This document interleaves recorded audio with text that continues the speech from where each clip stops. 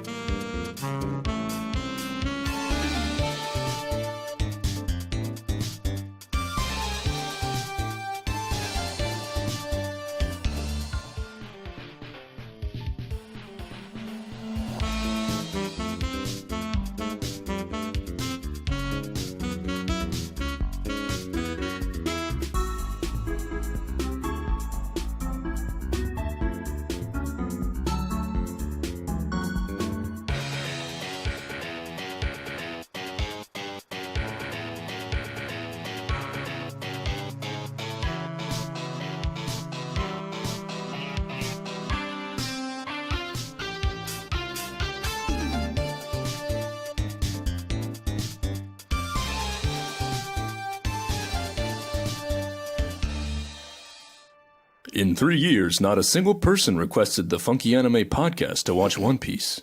Desperate for people to enjoy One Piece, Pino has placed it up for a third time on the podcast.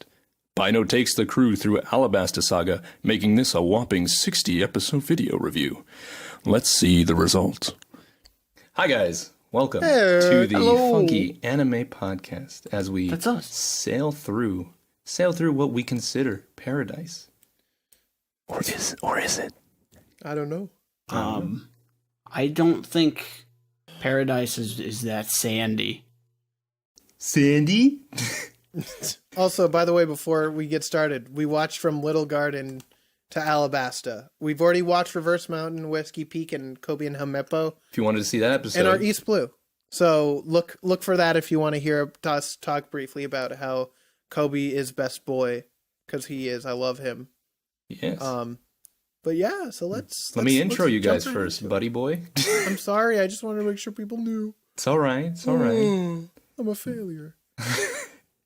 The guy patching up the ship, well, that's Garbalax. Oh, damn it, they done messed this shit up again. Oh my gosh. What did you guys do this time? Well, you know, we ate it. You ate it? Yeah, I went munch. You ate a devil fruit? Yeah. Oh shit. Oh great. Well, who's that cackling? The guy cackling? That guy's cackling at a bunch of hands popping out of the floor, and that's Chuck.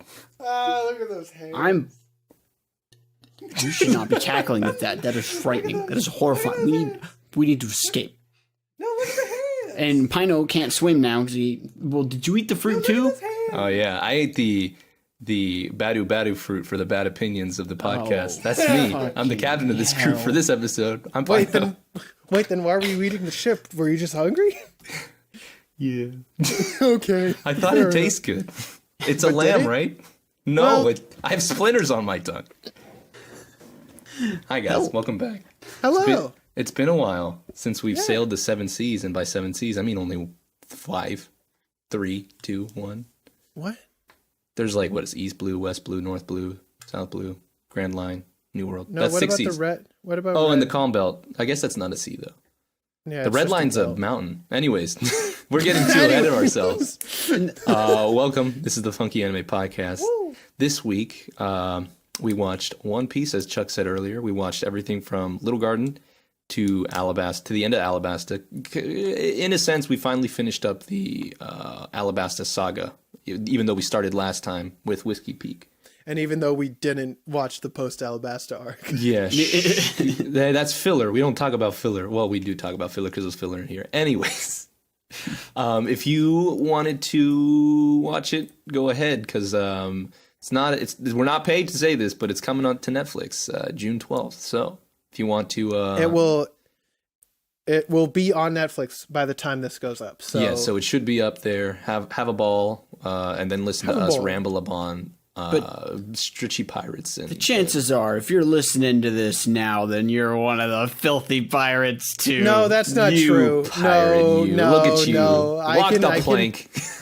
People, if you, but if you're watching this and you haven't seen One Piece, what are you doing? Should go and Go watch it. It's really good. 2, hey, what's up? Huh? 3, I want to thank all of our Big Cash Money winner Patreons because you guys make the show happen. I want to thank Cosmos. I want to thank Cream Puff, Sid, and John for being our big money winners, Big Cash supporters, and thank you for We love you all. letting us do what we do. And if you want to join our Patreon, it's patreon.com/3Weebros, and you can join for as low as $1 a month, and you can join into our Discord, see all the channels, basically. All the shenanigans we're up to. All the all the screenshots we take of the anime we watch. And each episode that we do for here, each anime, we actually have our own chat for each, so you can talk about the show with us and have a good old time. Yeah, and if you ever want to see what we were thinking about while watching the other ones, we also archive some of those chats for you. Mm-hmm. Yeah, they're all archived until we run out of space, and then we're gonna start deleting. Yeah. Well, I guess we can delete after every season, I guess, right? Then there are a bunch that I need to delete right now. Semantics. We'll figure that out later. Semantics, you're right. Guys, we're gonna do a quick little cleanup of our Discord chat, so if you guys could just wait like an hour, it'll be fine. Yeah, man, please wait. Prepare for a lot of clicking and clacking and sitting and waiting. Did you like that? Yeah. Cool. Anyways. Stop it. Are you typing up the rest of the episode? No, I'm typing up One Piece wiki. Well, I told you to open. I have it open. It's fine. I got this. It's not like I have. This is my first time. I've done 4 One Piece episodes. I've been doing this for years. Literally. Anyways, for people who still don't know what One Piece is, One Piece is? Yeah. For anyone who doesn't know what One Piece is, it's a Japanese shonen manga series by the ever wonderful Eiichiro Oda. It's been around since the late 1990s, right? Am I right this time? Yes. Cool. And it's only basically 1977 for the manga, right? Wait, 1977? 1997. Sorry. And then 99 is the anime. 99 is the anime. Yeah. So it's still pre 200s, thousands. Barely. Barely. It's all it's ever done is soar up from that point on. It's been almost everywhere. You can't really miss it unless you actively miss it. Which a lot of people do. It's a shame. It's a shame. It's so good. There's a reason why it's so long. There is a reason. It's because Toei makes it too long. I'm just kidding. It's because there's a process to Mr. Oda's madness, and it's a joy to see come through. And we get to see it at where it was, I guess, at the time was at its peak when we got into the Alabasta Saga. I want to make this statement now, and so we can look back on this in like 30 years when the One Piece is over. Oda is going to be remembered as one of the best and most important mangaka of all time, if not the most important, by the way that he does world building, character development, and fucking everything else. So I'm just making that a statement now. I just love One Piece. Okay, Yeah. I'm stating my biases now. Exactly. I'm getting that out of the way. That's fine. As for my biases, this is the saga that I'm most nostalgic for since it aired on television when I was young. So it was a wonderful rewatch of Alabasta. So I'm gonna be remembering my childhood alongside while sharing it with you guys, which is nice. How precious. Oh. Don't patronize me. Okay. But despite our usual askings of have you ever heard of One Piece before, I'll just go ahead and say, have you guys ever had any experience or any exposure to the Alabasta side of everything, just other than Whiskey Peak? Like I've seen Chopper. You've seen Chopper. I've seen pictures of Chopper. That's about it. That's about I've seen some good JPEGs. Yeah. No, Well, I don't want a JPEG of a goddamn chopper. since the last time we visited One Piece, I have read the entirety, and so Chuck's on an all-time high right now. He's at the time of his life with One Piece, and it's wonderful. It is so good to see everything animated. Like, I think even watching this, I would still recommend you read first, because I don't know, man. I love the book. I love the manga, but fuck, is it good to see it animated? I know, right? And there's always discussions online where it's like, the anime is bad, blah, read the manga. However, you have to give credit where credit's due. Some scenes really slap in the Spoilers, anime. by the way. And some, Spoilers. I'm just gonna just massive spoilers. Alabasta is one of those arcs that you should not spoil for yourself. There's some really good things in there. Yeah, I came into it blind for this viewing, and I will say there's some things that I really am glad that were not spoiled. Exactly. We're trying to keep Garbalax pretty pure. So don't be over the next several years. Yeah. Hey, if I've only seen a couple pictures of Chopper and found out that I think you're doing well. Yeah, but I think you're doing pretty good for yourself there, buddy. Yeah, for real. That's really hard to say about others who accidentally get spoiled or who unintentionally spoil themselves. Stay away from YouTube when you look up One Piece. Just every week is going to be like, or every other week, chapter Reaction. 9, reaction chapter, reaction to shocking. Time to add a massive spoiler on the thumbnail. Yeah, man. We could just put all the, oh god, it's so all sad. censored. Yeah. our thumbnail is censored. But yeah, we that's good. Again, you already know my exposure to One Piece. It's my favorite content in the world. So I don't have anything else to say because you don't want to hear you don't want to hear me go round and round on that. No, I'm excited. I love specifically. I love talking to you, Pino, about One Piece because even though like both of us have we know all of One Piece at this point. Hearing your, storied history with the series is just... It's a fine wine. It's so fun. It's so fun to hear you talk about it. And it's wonderful. I like what I live off of is when new people come in and join in. I'm just like, wow, how can I accurately reply to all these? How can I say all these things without being spoilery? But what I like to do in those points is I like to listen or I like to read it because a lot of our patrons actually have also picked up One Piece or have re-picked up One Piece, which is wonderful because like I don't say much, but I'm just like this is like the best thing I can ever like. I'm just reading through it. I'm just seeing everyone's experience, and then Chuck being like, "Oh, you can just wait till you get there." I'm just like, he's in my shoes now. That's how I was. Pino. Now that there's two of us that can push for One Piece, our output. I mean, it could be doubled. 3. I mean, Garb might like. I don't know. Does Garb like One Piece? We'll find out. If I can whenever I procure some better hardware to view manga on, I will read some more. But hey guys, not sponsored, but fucking please sponsor us, Shonen Jump app. Yeah, man. $2 $1.99 a month. It is very good. One of the best deals for and manga. not only just for the One Piece entirety collection, but for other great series, Dragon just like Ball, JoJo, We Never Learn, Act Age, and a lot of new ones coming out. So if check you want them to out. read Demon Slayer, that's all on there. Yeah, I read it. We got Naruto. Yeah, we got Naruto. Believe it. Man. Bleach. I need some more for my clothes.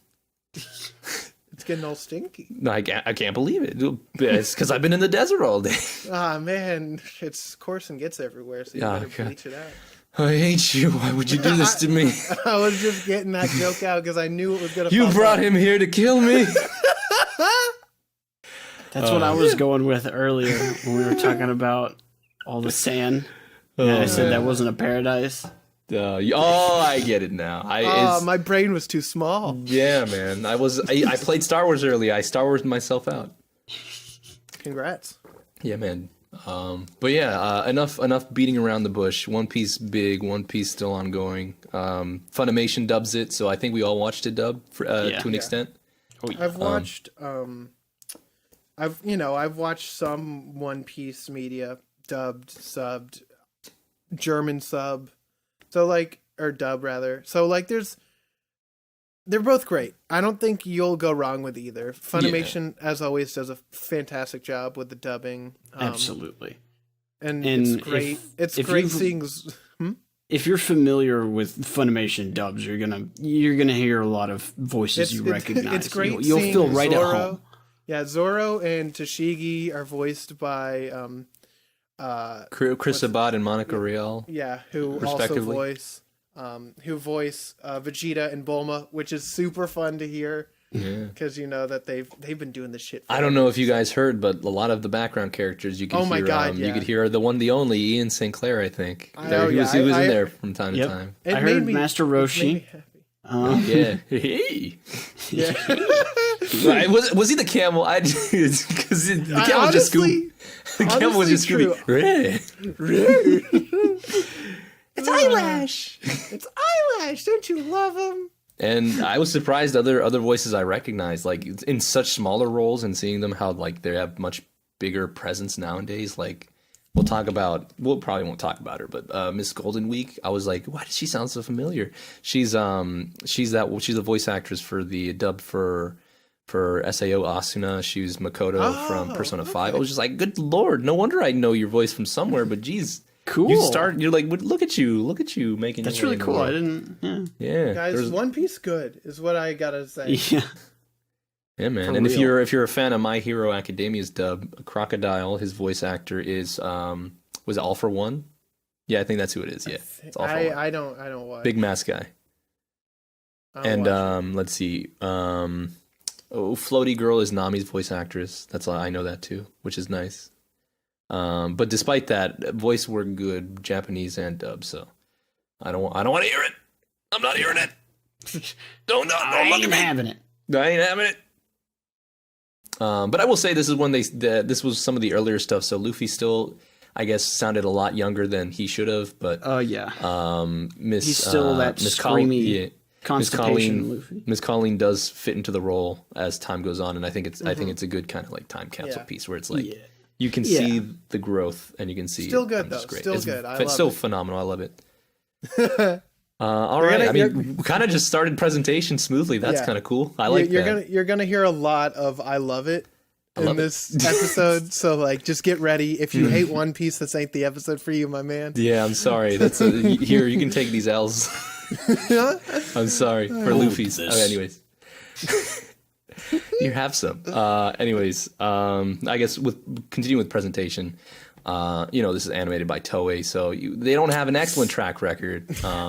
So they had some scenes here and there. You've got some rough stuff in there. I won't lie. It wasn't unbearable. Yeah, like it was fine. There was no standout, completely atrocious moments like there are later in One Piece, especially during. Right close to where this time skip is. Before and after that is real rough. Yeah. There are a couple in between sections where it's insignificant parts, or during the dinner scene is one that comes to mind because it's recent, where it's just a bunch of freeze frames with like a zoom in. Yeah. It's like, how many of these are they gonna show? I feel they do a lot of the faraway conversations, like we mentioned in other shows in the past too. Which I get it. I'm just like, now that I review anime, I notice this now. Like obviously, this isn't the most beautifully animated show ever, but like it does what it needs to do. Yeah, especially with having so many episodes weekly for eons now. Yeah, man. Yeah. I can dismiss a little bit, you know. Yeah, and you can't expect 100%, 100%. It meets Toei's standards, like of this period of that is because nowadays Toei's doing much better. Well, like I feel like this. I've talked about this with Pino before because there's a kind of visual shift between before and after Alabasta, and then there's another shift after Skypiea. Yeah, so there's a lot of different. You'll pick up on how the animation changed. Like you won't notice it initially, but like if you're really paying attention, you're like, Luffy didn't look like that. Yeah, like what happened? I feel like, different. Yeah, you see Nami's the boobs are Toei, bigger. you see the real Toei curse after Skypiea. So, and not to say that everything after that is bad. No, you just have a lot more noticeable things. That are there's bad, still but also there's still a lot some of good fantastic shots. looking. Absolutely, yeah. And then you get to Wano and you're like, I forgive everything you've ever done. You're like, you could do this. You could have done this the whole time. I've even seen some clips of Wano, and damn, dude, that's some good stuff for a weekly show. It looks like a modern anime. I've never felt like I was a One Piece fan. I'm just kidding. No, I've never felt like I was watching modern anime with One Piece until Wano. I was like, what is this? Yeah. What did you say that one time that they learned how to use shadows? Yeah, that just made such a big difference. Everything looks so flat in this, just because they didn't bother shading. Exactly, and like it's so. It's like, again, like I said, it's like going through time, and like it's like a time capsule in sort of way. It's like you get to see the growth. Like you get like a lot of, I don't know. I want to say like everything from before Alabasta is kind of consistent. Like and then everything in between is like, ugh, and then you have the Wano period where you're like, yes, thank you. I feel like there's a lot of sections where it looked like they were drawing from the manga panel. Just because of the way that it was like framed and such, and I was like, man, that probably looked a lot better as a manga panel. Well, like that's the same thing with manga pongle. That's the same thing with the party scene at the dinner, because all those freeze frames were manga panels. Yeah, I kind of guessed so. The way that Oda does celebration scenes are some of my favorite I've seen in manga.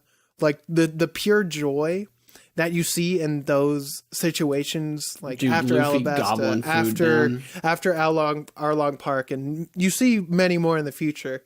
But the joy that you can feel from all these characters after overcoming this big ordeal is like phenomenal in the manga, and it's a bit more difficult to translate that directly into the anime. So that's probably why it is like that. And I mean, they've had other party scenes before. Like they had the celebration in Arlong Park. I think they handled that a little bit better in Arlong Park because like they actually had movement and they had like for characters interacting. So it was interesting to see this one. But like I know they spent all their money on the crocodile fight. They couldn't do anything else. They spent it all on water, Luffy. That's true. Look at all those curves. We can't afford this. I'm gonna have to use the arc feature, not just the line feature anymore. He's too thick. He's too thick. I can't handle it. Luffy got thicker. He's destroying the budget with his thickness. But what if we made it thicker? And it's not food thick; it's water thick. That's more movement. Yeah, dense. It's the jiggle physics, dude. It is jiggle physics. Before it was placed on Nami. Oh man. But other than that, presentation, like it's gonna be hit or miss for some people, and people usually say, "Oh, One Piece too ugly." I'm just like, well, people tough nuggets, dog. Fucking suck it up. The rest of us have been sucking it up for 900 episodes. You can do it. I think it's obviously not the best, but I don't think it is the worst. I think it serves its purpose. I don't think there's any egregious, at least as of right now. Egregious whatchamacallit, like instances of it being bad. So it still works for what I feel like it needs to work for. And I still enjoy the cool funny man, especially when Usopp makes some and I think makes many pogs, and it's surprising how they work so I think they work so well with the music in the anime itself. Like Oh, that God. soundtrack still I'm ready. it still to talk slaps about that. as hard as I remember because they still use the same music. Somehow it doesn't get old, and that's like at least Yeah. for me as a longtime viewer and a rewatcher, I'm just like, dang, this song was like this song is that old. Like a lot of songs I thought were more recent to Water 7 or even The New World. I was like, what? This was Alabasta? Like, geez, Louise. Yeah. Dang, I keep using it. Awesome. I was talking before with the guys, and I'll say it again. One Piece has one of the most underrated OSTs of all time. Like flat out. Don't say of all time. I think of all time. I think Like, it's one underrated of- just because I'm not people saying I'm not avoid it. saying it is the most underrated, but it's criminally underrated. When you in the say of anime all time, community. that does mean that it is. Well, then say criminally underrated. It's one of the most I criminally will get on to underrated. you for that. 'Cause I'm gonna kill your family. It's one of the No. most criminally underrated. My all-time family. OSTs. Yeah, all No, your criminally family of all underrated time. family. But like legitimately, it's so good. Like Mm-hmm. whenever I hear the second half of Rubber Bazooka start playing, I can't stop smiling. Your It is Animal the Crossing best thing. town tune is the bum bum bum bum bum bum bum. And even It's- the eye catchers are nice too. Just Oh, having the those eye back. Except Usopp. Nah, Hey, Usopp's is great. Ba-da-da-da-da-ba-ba. I love it. I will say dude. his theme song's kind of whack. No, I'm just kidding. His theme song's kind of crazy. I'll share it one day. His theme song's kind of fire. What are you talking about? No, it is fire. I just want to pretend like I'm on Garb's side. Shh, don't tell him. I love it. I think One Piece music is so good. Play me any music. Play me the map music that they only use in this, which makes me Oh, sad yeah, because that was that's so good. That one 11-minute piece. The one during at that. the big Yeah, battle. go on. Yo, go ahead. Yo, you brought it up. The big battle. No, man, but I don't even know what you're gonna say. It was so good. It's not even a One Piece song. You believe it? or Yeah, not. but it's so perfect because I'm worked. guessing that's a Baroque period piece, just because that would make sense with the whole Baroque works thing. Yeah. If not, then it Perhaps. definitely the fact that sounds most like of the it. songs are like kind of orchestrated, kind of just like or like Yeah, a lot of them are definitely. And they're like not they're not like other manga or no, others not manga other series where it's like a lot of like more uppity like I don't know, with a lot of it- modern instruments. It's like you a got your lot brass. of it reminds me of early and the Japanese Dragon Ball Z soundtrack. Yeah, that's for nice. sure. Oh my god, yeah. Yeah, Oh. which those are also very good. Yeah. Speaking of Which- Dragon Ball and Z, I imagine there's maybe something in common there because there's some things that's like, that sounds like they just this is a little bit familiar there. that punch sound, that them disappearing sound. Yeah, dude, The they bonk. use all the same. They use all the same sound effects. They Yeah. have the same library at Toei, and I fucking love it every Yeah. time I hear it. It makes Feels right me at go, home. As a Yeah, Dragon it Ball just- fan. Yeah, man, and I love it. I can just like say "dum," and then like just be like, it's One Piece and Dragon Ball. The Or like- the like knuckle cracking sound. Yeah, I like it. It was Goku's in the sub, but we'll talk about that later. But yeah, the overall we also in the- like the presentation. We like it. Yeah, I like it. Let's speed on over to our next segment. I think we're all ready, right? Are we ready for the Oh, yeah, most dude. important part of this? This is going to be the longest segment that All we'll right. probably ever do for this part. All right. So we all know One Piece is a long ass series, so it's got to have a bunch of openings. So surprisingly, this time we've only had 2 openings to go around. So we'll talk about the first one. It's one that we listened to last time. It's called "Believe" by Folder 5, and goddamn, that's been around for too long. God damn, I love it. I feel like love the opinions Believe. changed because I don't remember what we said originally, but it's gonna be nice to go back listening to what you Yeah. guys said about "Believe" first, and now hearing it again. Go ahead. like it. I want to give you guys the. I feel like I didn't like it the song itself very much at first, but it definitely grew on me. Especially hearing it over and over. Like returning, it's like, oh yeah, this is a little familiar. This is good to be getting back into One Piece. Yeah, I I think I was also I'm still critical of this, but I've a super soft spot for Believe. It is, you know, cheesy as stupid like Eurobeat type music, but my god, it makes me happy to listen to. There are a lot of sliding JPEGs. There's a lot of reused animation, but I love it. Like this is probably one of like the biggest like outlier of my opinions on an opening or ending. It goes against all you believe in. I know but I believe, dude. Believe in Wonderland. I do. It's because I don't know why. Because I know all of One Piece, it brings me back to a simpler time. It's just a fun song. I like seeing all the characters just, be doofy. But I don't know, man. The dub and the sub both are fantastic.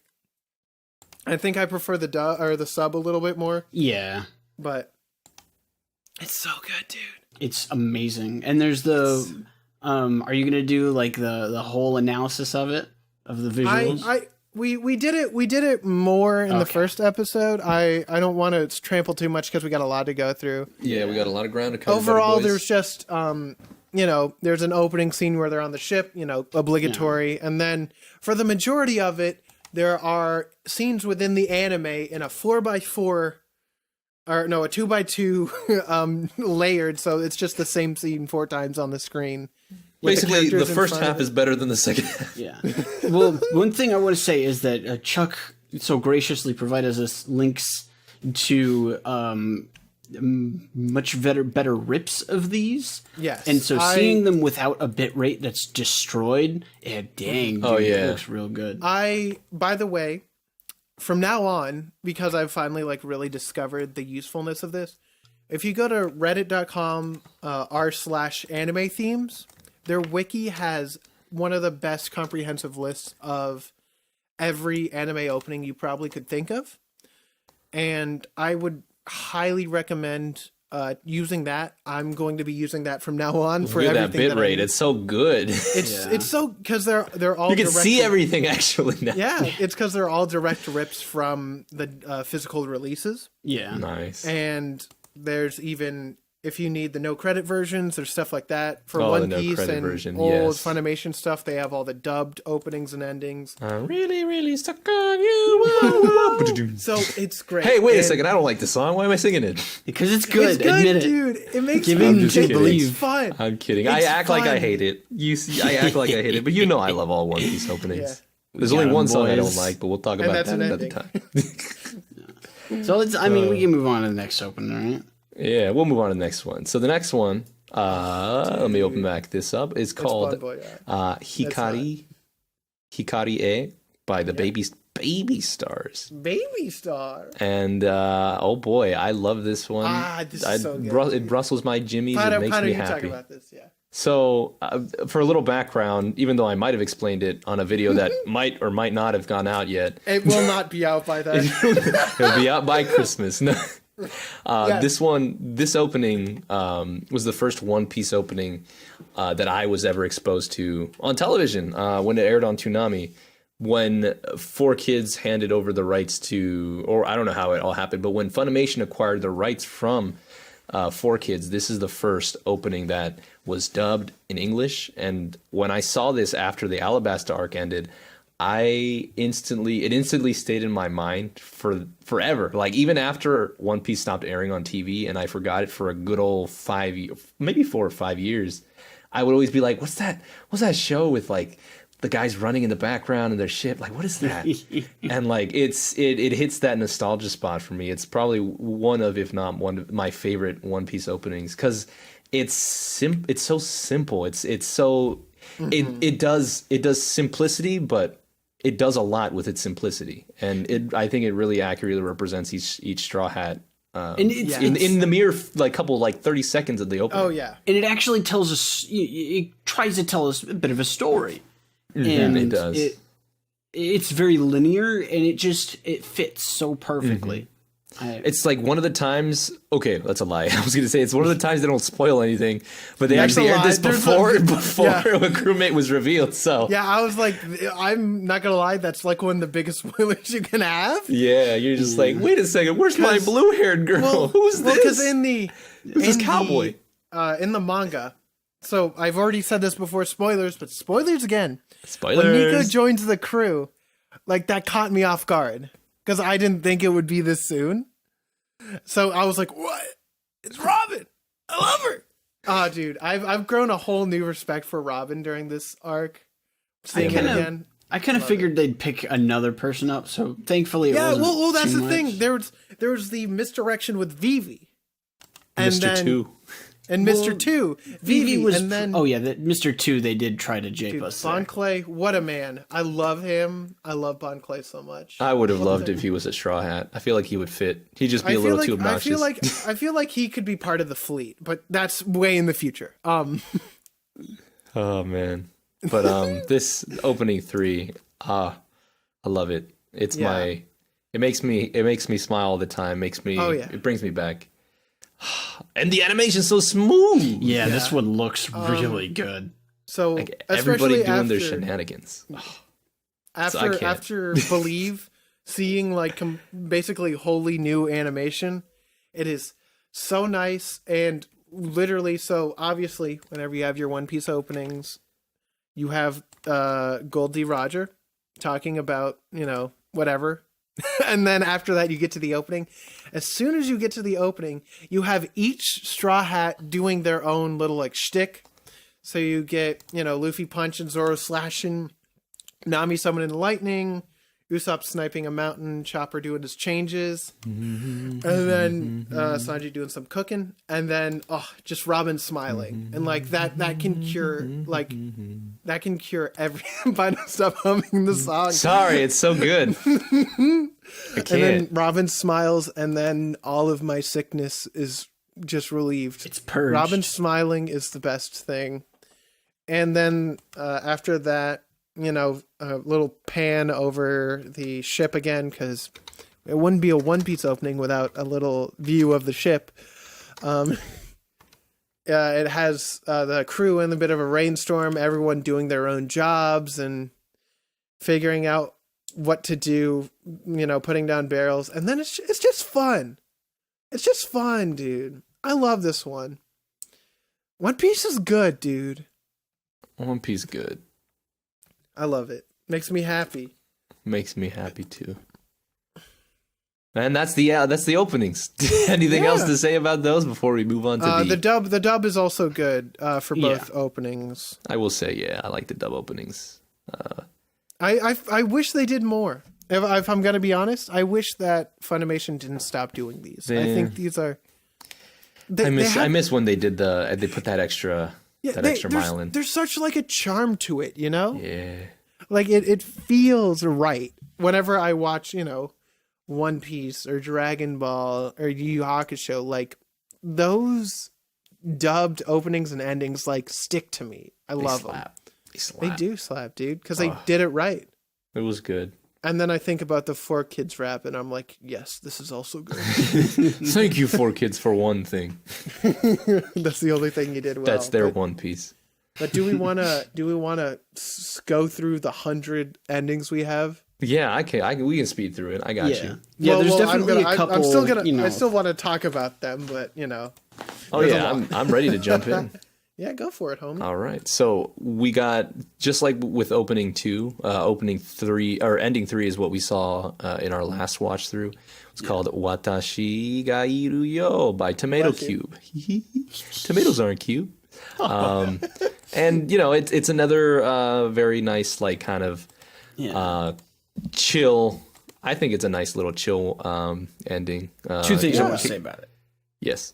One, it uses a very simple yet effective technique where it has just a panning image, but there's a couple things in it that move, like a coffee cup with, whatever the hell coming out of it. And it's got a fan going at the top, and it's got some other pieces moving at a different speed on a different layer. And that's all it takes, just to look, you know, a little section, stretch it out a little bit so it's still got some movement. And it looks great. And it has hot Usopp, and that's awesome. Oh yeah, hot Usopp. It's got a European model Usopp. Yeah. God, Usopp with his hair down. Usopp has such a glow up after the time skip. God, I love him. I feel like this opening's a nice, simple one. It's nothing in your face. It's nothing, you know, trying to punch you in the face with. It's just very nice. It's just the crew hanging out. There's no big bad. They're just doing what they do, you know? A normal day on the Mary that And you then don't a normal see. shopping day. Well, yeah, that's the thing. Like, you do see shopping a lot in openings, actually. There's a bunch, especially focused around Nami, because that's what she do. It's just nice to see the crew. And finally, this is, I don't know, is this the last one without Chopper? No. No, the Chopper other, shows up the in next Fish. one's good. Oh, the next one's good. But yeah, I prefer the sub over the dub on this one. Yeah. I prefer the sub over the dub, yeah. Yeah. It's good though. And then at the end they have them all walking, which you know, Yeah. they all look like they're far away characters, which I love. But they're like walking, but each character has their own personality. Like Nami's looking at a map and compass. Usopp's obviously talking to Sanji about some bullshit. And Sanji's just like unamused. Zoro's just kind of looking at them, watching them.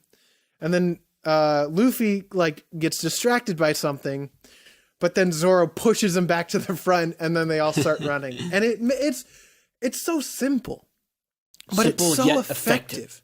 It's so effective. I love it. Makes me very happy to watch. It's good. Next one? Next one is going to be one that I'm going to butcher. Suichi no Yeah, by by Suite Shoujo. They really Cool. put you through the ringer on that one, huh? Oh, thank you, man. That's opening number 4 or ending number 4. Sorry, I like it. You know, I like it a like lot this one more a lot. than I used to, because I used to hate this one. What? How could you hate this? Well, I don't. It was slideshows. Let's be real. No, For yeah, the majority. I will not argue with that. But I don't know. The song didn't hit me when I like originally watched this. But now I'm just like, what was wrong with me? I'm just like, what the hell is wrong with me? I love it. I love it. I feel like it's stylized enough that I'm okay with it being, you know, JPEGs and PNGs. Because like that's the same thing. This reminds me a lot of the Yu Yu Hakusho ending 1, which it's the same type of deal where there's basically no animation, but it's stylized art of the characters and not just, you know, ripped from their character sheets. Oh, there's animation in this after a little while. Well, at the end. Yeah. That they probably could have taken from something else they were working on. But like, the song's good and it's fun. I like it a lot. Yeah. There's just not, the dub's good as well. I'm actually, The I dub like on the this dub. one is okay. I don't know, man. It's good. I don't. That one's. Pino I don't want to nitpick. Pino told us to stall to get water, and now we've run out of talking points. Yeah, this ending isn't very. There's not much to it. I can't believe Pino put us out on the limb like this. I can't believe it. A captain abandoning his ship. Oh no! He must go down with the ship. Naked Robin. What'd you say to me? That's the one in this ending, right? Robin. No. Oh. Is it? I don't Yeah, know. I don't know if it's closed Robin, it but it's already. I finished talking. I'm sorry. I just want to talk about Naked Robin. Well, you left us out to dry when we were I needed to finishing drink up. water. Do you expect me to die here in Yuba? What? It was You just must that drink was the the water most. of Yuba. It's the most unimpressive ending, and we. I had to leave during the B-rate if- one. Yeah. Well, that's true, because if you left during ending 5, Yeah, something would I be could have wrong. talked for years, dude. Dude, All how right. about that? Well, then ending how about we 5? talk about it then? Oh my goodness. So let me go ahead and intro that after my ears stop bleeding from clicking the link and then not being able to hear anymore. This one's called Before Dawn by Aisachi. Man, does this one slap. This is probably one of my favorite endings of all Yeah. time. All time, he said. Of all time. Pino of all time? Of all time. It's so fun. I've never had so much fun watching an ending. I watch this true. every day. Me He too, wakes though. up and thinks about this. It's a curse, really. They're just having a fun little race, man. This also has Vivi in it, so like it gets extra bonus points And Karu. regardless. Yeah. Karu. I think it does like stills and motion Well, perfectly, I think, yeah. in my opinion. Because like you have all that added effort for like the walking, and then the little freeze frame of them doing like in the race, you get their little personalities popping Yeah. out. Like Sanji and Zoro getting angry, Luffy Luffy getting Luffy. distracted, Usopp just failing. Yeah, man, and you get penguins. Dude, and then I'm like, hey, I remember you from One Piece Treasure Cruise. And there's a lemur in one of the last frames. Or the last man. frame. It's a funny monkey. It is a funny monkey. And I- that makes it good. Man. This, true, man. I think, is much better as a dub. I think this is... You like it dubbed more? I love the dub. I so don't I know like if I both. like it. I like both equally. I Yeah, think I don't know like if the I dub like a one bit more than the other, but it does have a very good dub song. It's so nice, dude. Dude, when I'm with you, I have nothing to fear.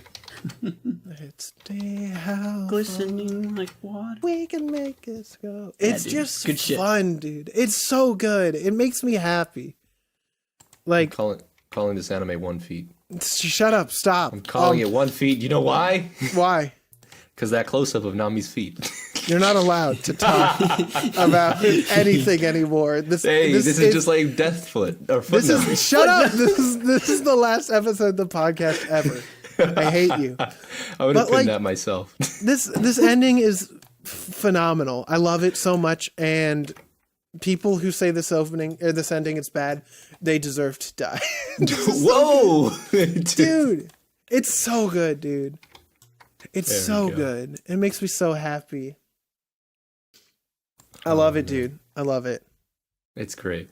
I don't know what else to say. Whenever they party at the end, like any time they party in the anime or in the show, I mean, I want to party with the Straw Hats. Dude, I always want to party. Dude, I'm party. Yardy hardy darty darty. Dude, oops, my bad. Yucky. I'm a pirate, aren't I? Yar har har. Yes. Yar Yar, har har, har har. har. Yarr. I got distracted. I gotta go open my endings list again.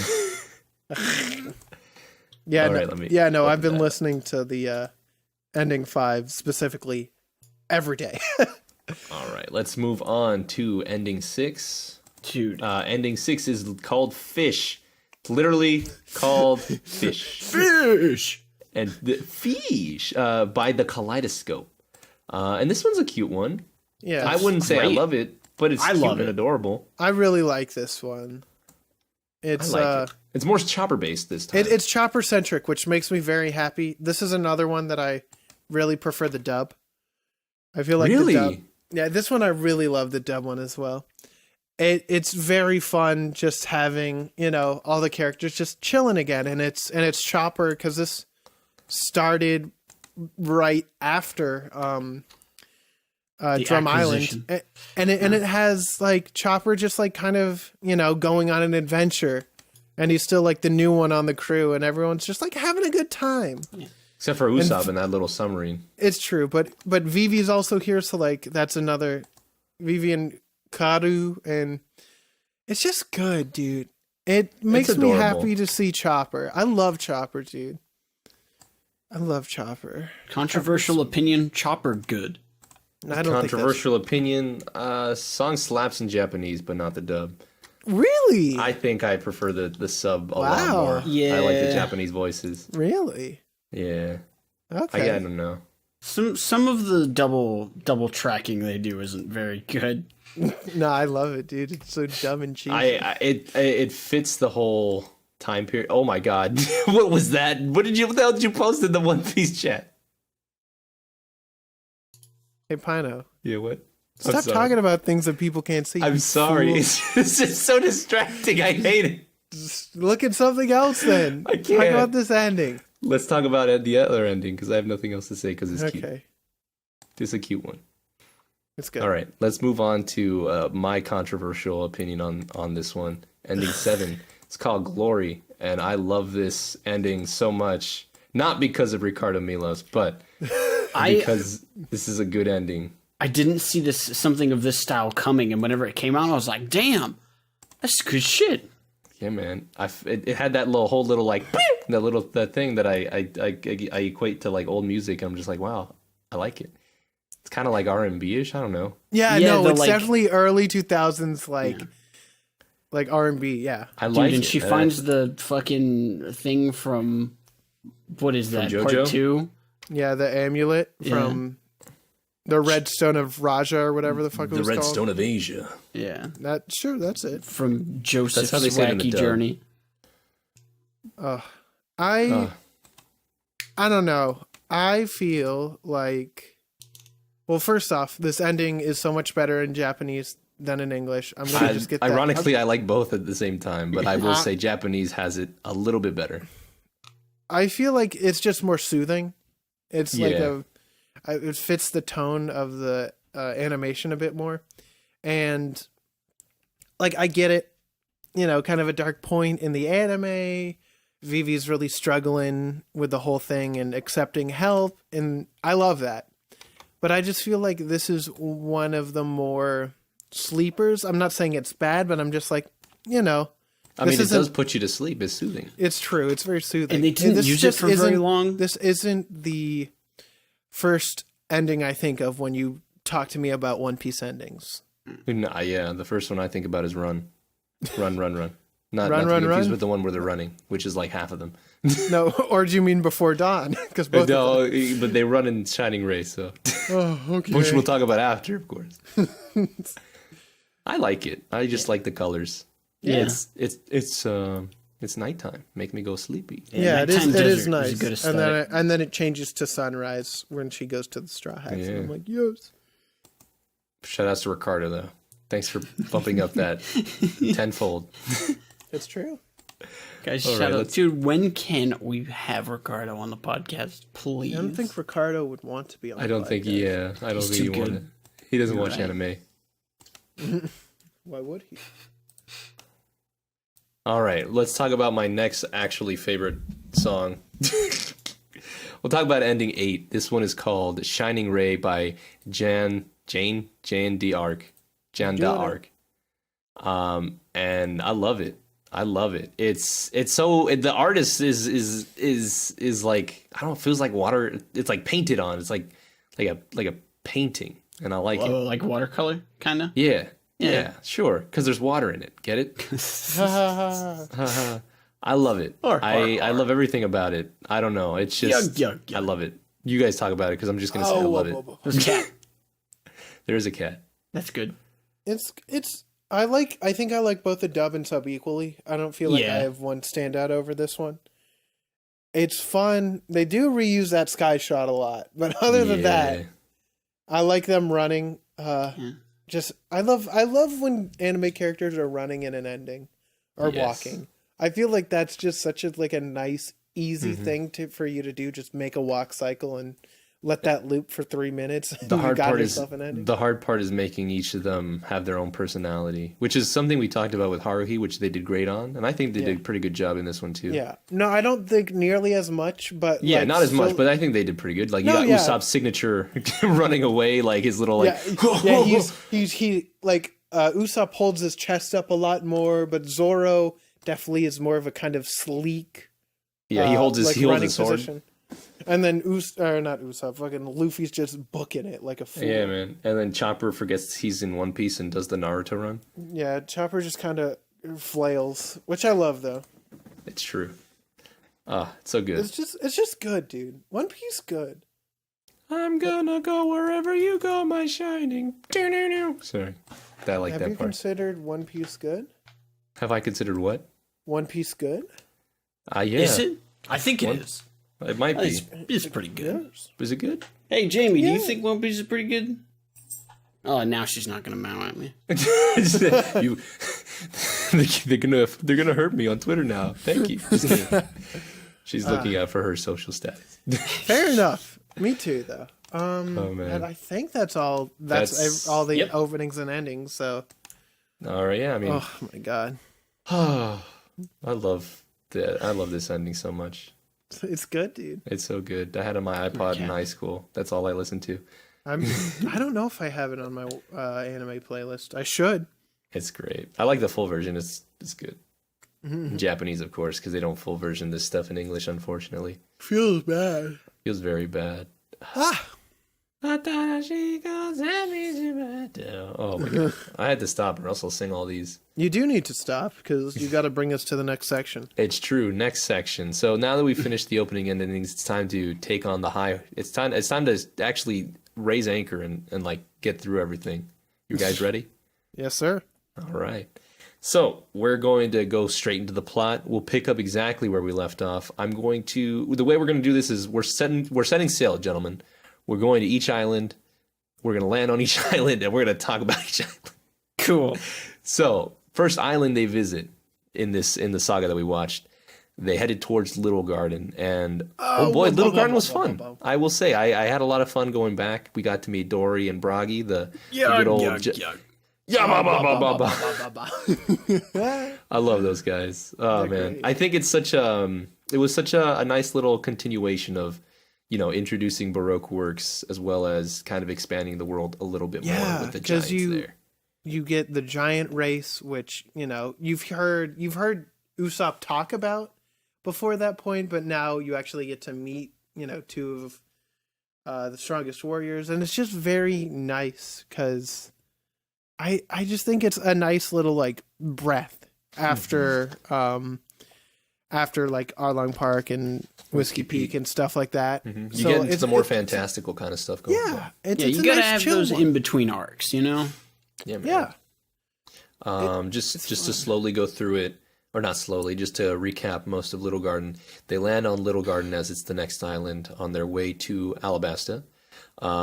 They find out that the log pose will be reset in 100 years, so they're all panicking, and they all meet up with two different ogres, two different groups. Luffy, Vivi, with I believe Longbeard. I think his name is Dory. His name is Dory. His name is Dory.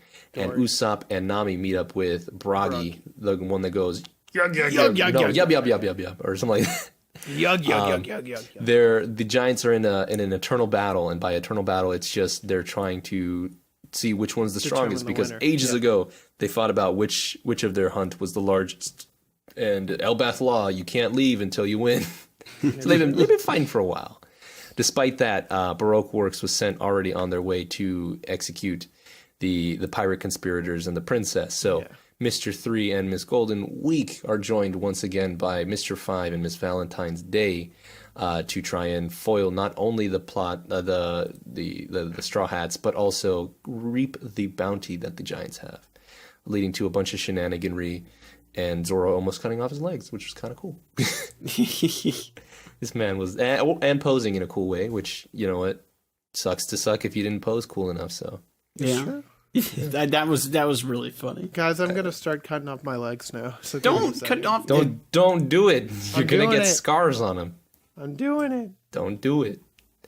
I like this arc because you got to see, like, you got a little taste of Mr. 5 and Miss Valentine's Day on Whiskey Peak, but I liked how soon they were reincorporated back in, because like you got to see different kinds of matchups instead of just having Zoro and Luffy kind of yeet them. They use kind of like their brains to trick them in a way to kind of incapacitate Luffy for a little while, and then have it kind of focused on Karu and Usopp, and I like that. I like having different matchups with same villains. Yeah, I feel like that's one of One Piece's strong suits, is that you can do the split ups and still have an enjoyable experience. Like there's no combination of characters that I wouldn't want to see out of the Straw Hat gang. Mm-hmm.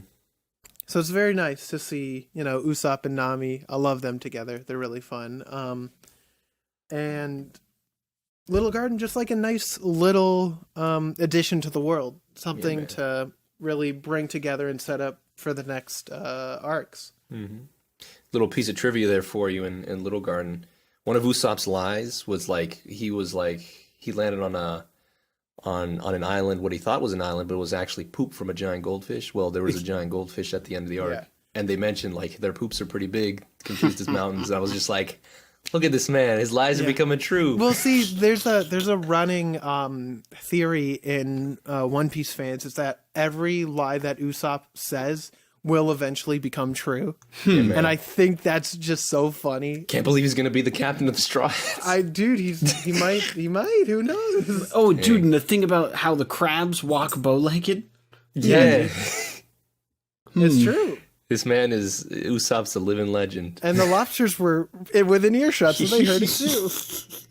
Oh, man. I love those little tidbits there. Almost a didbits. But yeah, I really enjoyed that arc. It was fun. As someone who's seen and Chug, if you've seen read all of One Piece, it's nice to see how menacing some of these villains were. Oh my god, compared to when some reappear again. Because like well, I just it's good to have villains and at the time be a huge like threat. Yeah, like Mr. 3, for example, which we see later in Alabasta. Like how he's such a huge threat, backed up with Mr. 5, Miss Golden Week, and Miss Valentine's Day. Like he used his brains against the Straw Hats. Yeah, and then he got a concussion, brain damage. But like, it's good to have that because you can then use that as a landmark, like they do with Mr. Zero Crocodile, because like they see him just get absolutely manhandled by Crocodile, and you're just like, what the fuck, bro? That's why they call him Zero? Yeah, so it's just so... Zero! What am I fighting for? Thank you. Crocodile to the thought elevator. Shut up. It's good, though. I like Little Garden a lot. It didn't need to be anything bigger than it was, and I think the size that it was and the time it took up was just right. Just give you a little bit more time with Vivi. Trinkle a little bit more of Alabasta's lore into it before you actually get there. So, and you know what I enjoyed most about Little Garden? Events of Little Garden carried over for the next arc, which we'll set sail for. Sorry, Chuck, you've been voted to be sick with the incurable disease. I'm gonna go lay on the ground now. Don't talk to me for a while. So after their adventures on Little Garden, Nami actually gets bitten by a mosquito. Prehistoric mosquito with a prehistoric kind of virus that would have killed her. Chuck is dying. And so the crew and Vivi have to make a decision to either go straight to Alabasta or to seek a medical attention for Nami. Vivi does think the best solution is to go to Alabasta, but that means Nami needs to be at full capacity. So on the way to a doctor, they all stumble upon Drum Island. But before they do that, they actually stumble upon King Wapol, who was the ex-king. Fucks, I'll kill you. Jamie, come help Chuck. Help him. He's sick. Help him. That's our king. That's King Wapol. I don't care. I'm Chess. Man, I fucking forgot about him. Chess and Kuromarima? Yeah, well, because they're such a minor villain that they never come up again. I forgot Chess especially. And Kuromarima, I didn't even think was a real character. And then I was like, I mean, I like their fusion dance when they become Chess Marimo. That made me giggle. Oh my god! But I think Drum Island was a very wonderful arc. I think it's considered with Arlong Park as one of the either like milestones of like you'll like One Piece once you reach X. A lot of people fell in love with One Piece with Arlong Park. Some people fell in love with the dog in Orangetown. No, dude. Some people fell in love with this arc, and this was Island. Chopper's Drum Island arc. I feel like this is like the last real grabbing point, because once you get beyond this, like I think you're already in it for the long haul at this point. You're either in or you're out by then. Yeah. And let's see. Drum Island is an ice island. Vivi explains that there's a typical formula to each island. You either have winter, fall, summer, and spring islands, but they even have their own little seasons, which I don't know why I'm going into too much depth. So you get summer, it made me laugh. Summer, spring, fall, winter. Well, wait. What about like in between those? Like spring, Oh no, summer, so and then you'll get summer, spring, fall. summer, summer, fall, and then winter. But they never heard a second winter. But yeah, I always like the little world building in between. But anyways, they seek medical attention. They come to this land and they find out, 1, there's no king. 2, there's no name for the island anymore. And 3, there are no doctors except for a witch, because Mr. Walpole took the remaining doctors, expelled the other ones out of the island, and now everyone's kind of screwed in a sense. MD-20 or whatever they're called. The 20 MDs. Close enough. You're close. I love Drum Island. This is, I know that a lot of it gets overshadowed by, so we'll talk about Chopper's backstory, because that's a huge part of this, and the one that will get me to One Piece cry 4 episodes in a row. Hey, high five. But like the world itself, I feel like this is another good building opportunity for like the Grand Line, because you get to see this new winter island that you never see before. See the diversity, like how they were the medical, basically like the best medical country island, like in the entire Grand Line. So it's just good to have some more world building, because like I said before, Oda is the master of world building. Like that I can say without hesitation. Like he is the best world building. Some of the things in this arc, despite it being overlooked, like Chuck said, you find out that, 1, this island was attacked by a certain pirate named Blackbeard. Oh my god! And dude. eventually you find out that that's a big pirate that you're gonna have to be looking out for. You get glimpses of what they call the World Summit, or the Reverie, that happens in the world with the world government. You have the birthplace of people questioning what the letter D stands for in Monkey D. Luffy's name. Yeah, and you get a lot of like interesting bits. You even get like more exposure to the Zoan type devil fruits. I feel like this is like another great little arc. It's only like 10 episodes long, I think. But I like forgot that Blackbeard was the one who attacked. Like he messed things up, dude. I know, but I'm just like, they're talking about the Revier here, and I'm like, man. Fuck. Especially as a long like current reader, as in like I'm caught up, like seeing all these things, I'm like, what? I mean, you're lucky because you got everything. You got to see everything, and you're just like, it's all connecting. Yeah, I'm just like, I had to keep everything in the back of my mind. I'm just like, man, Void Sentry, Reverie, Blackbeard. Yeah. I'm just like, every time I got closer, I'm like, okay, what's the next one you're gonna answer? But you got an all in one go, which is really nice. No, yeah, because I was writing in the Discord. I'm like, wait. If they do the Revier every 4 years, and this was 10 years ago, and the time skip is 2 years after this, then it all matches up, and I'm just like, Oda, you genius! How dare you use time and world building to make this show good? It's so good. How dare you make your characters ugly to push people away? It is just very good. Yeah, it is wonderful, and we don't even get to. We don't even get to see the Wapple cover story yet, which makes him another great villain. Right. The other tidbit I want to mention before we actually continue with Drum Island is I also see it as more of a character building moment for not just Dalton but for Vivi as well, like tying into the whole Alabasta Civil War and whatnot. She gets to see how other countries kind of react to some issues where they had corrupt kings and like all these things, and like the way she would react to all this. It was just like you get to really understand what kind of things and beliefs Vivi holds on to, and I'm just like, yo, this is low key. This is Vivi's arc too. I'm just like, hey, let's go. And also they touch Luffy as well, because Vivi.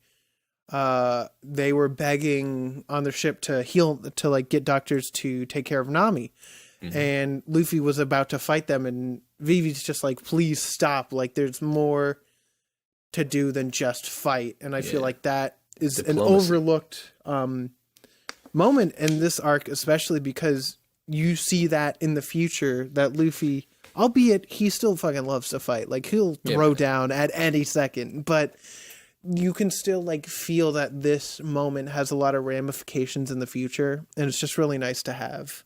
Mm-hmm. It's like a second kind of Shanks moment where Shanks doesn't fight the bandits just because like they spill drinks on him. It's like it kind of mirrors it a little bit. I like it. Yeah.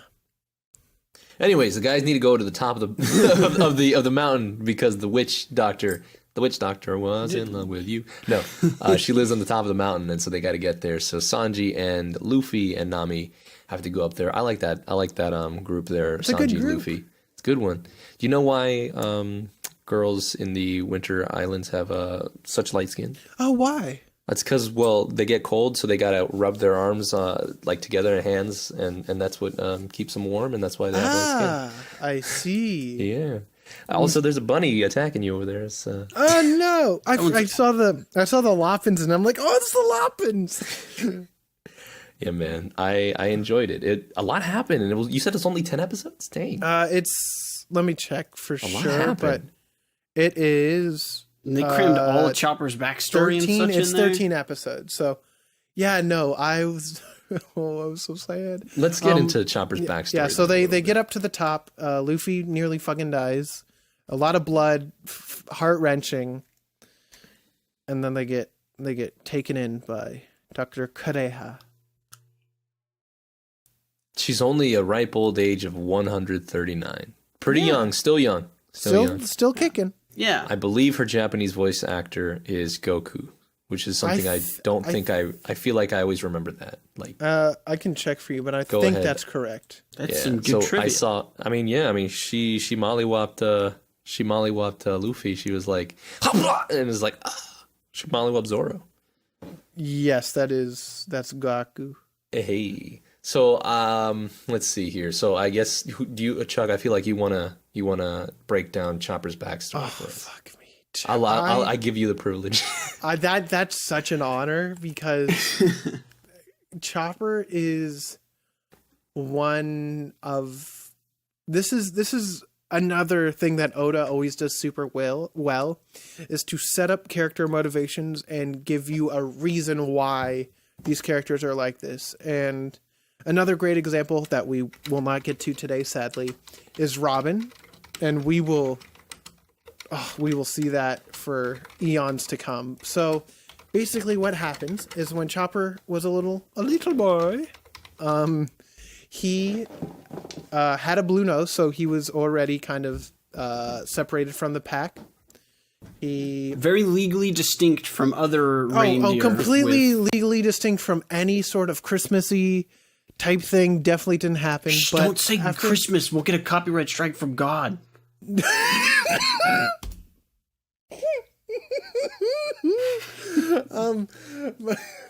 But fucking Chopper ate the Hito no Mi devil fruit, which is a zone that allows the user to transform into a human or a human hybrid.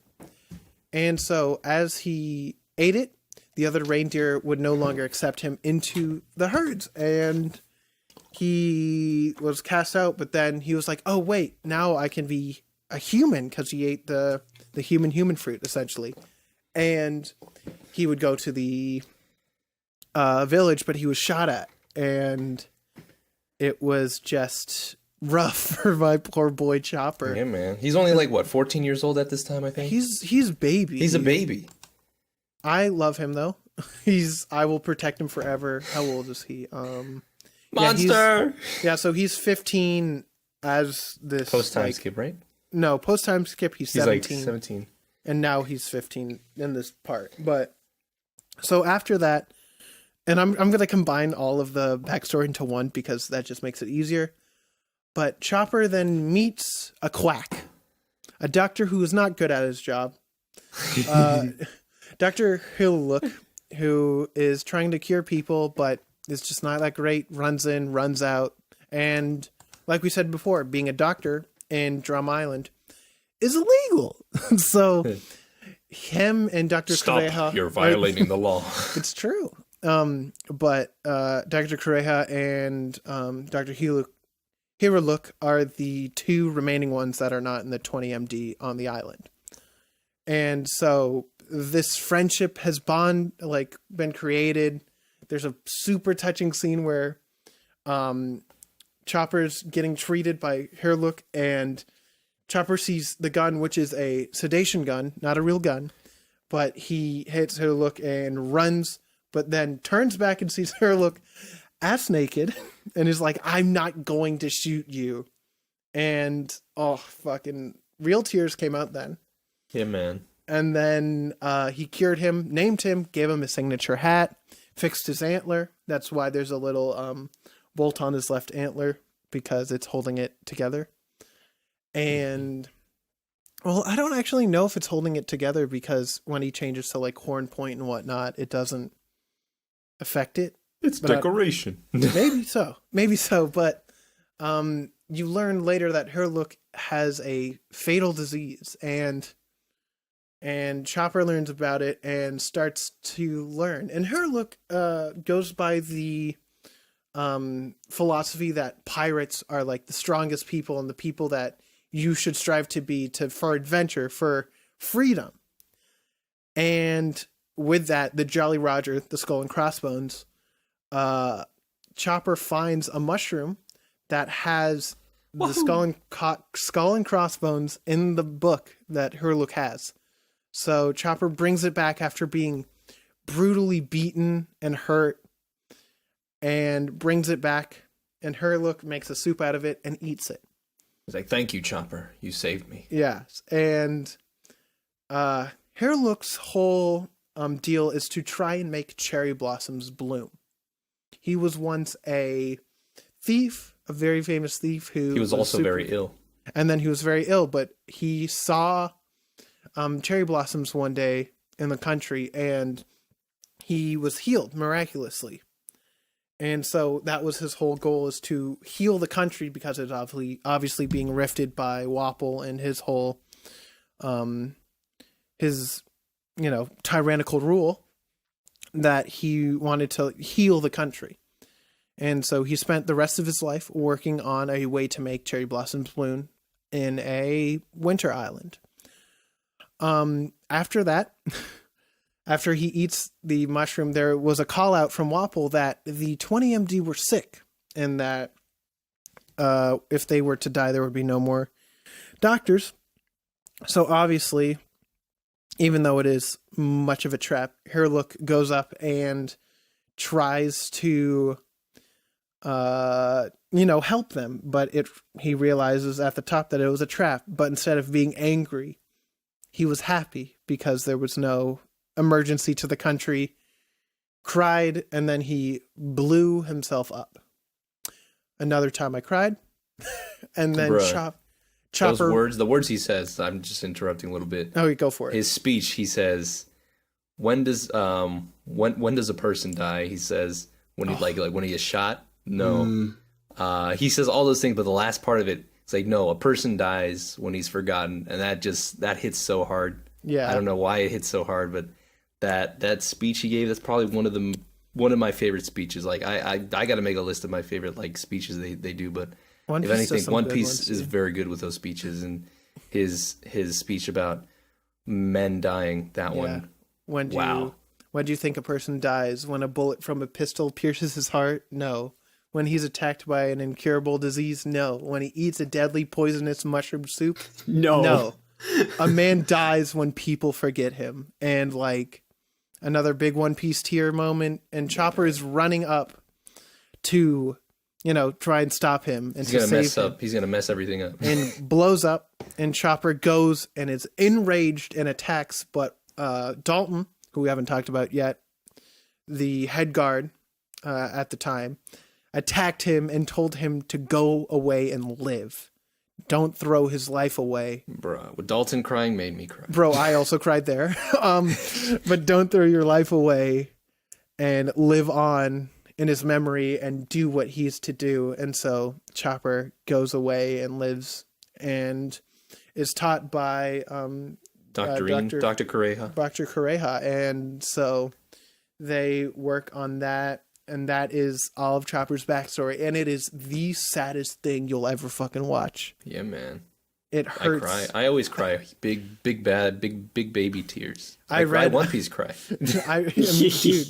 Dude, I cried reading a black and white manga. So how do you think It happens, man.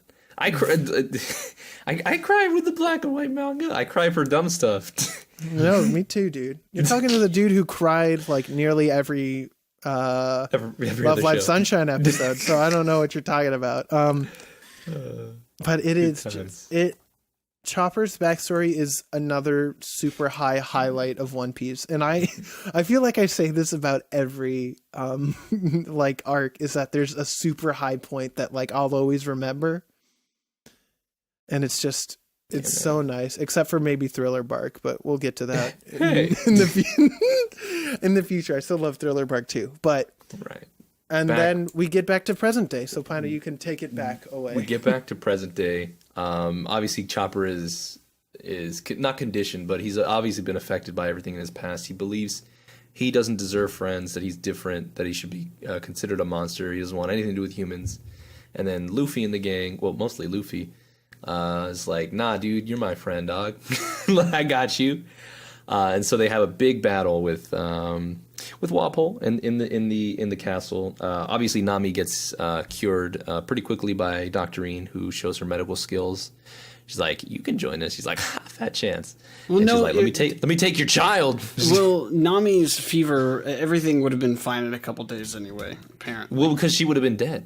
Yeah, she would have Oh, died. yeah, that's right. That's what she. Yeah, you would have been great because you're dead. Yeah. Wipe yourself off, Nami. You did. Yeah. But yeah, so yeah, I mean, you know what? You're right, Garb. She would have been completely fine. Show In show heaven. over. Da-da-da-da-da-da-da. Da-da-da-da-da. Without Nami, anyways. She's but yeah.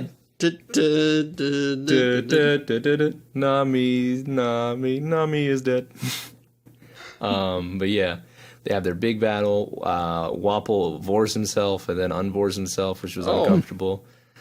You didn't expect me to say vor, huh?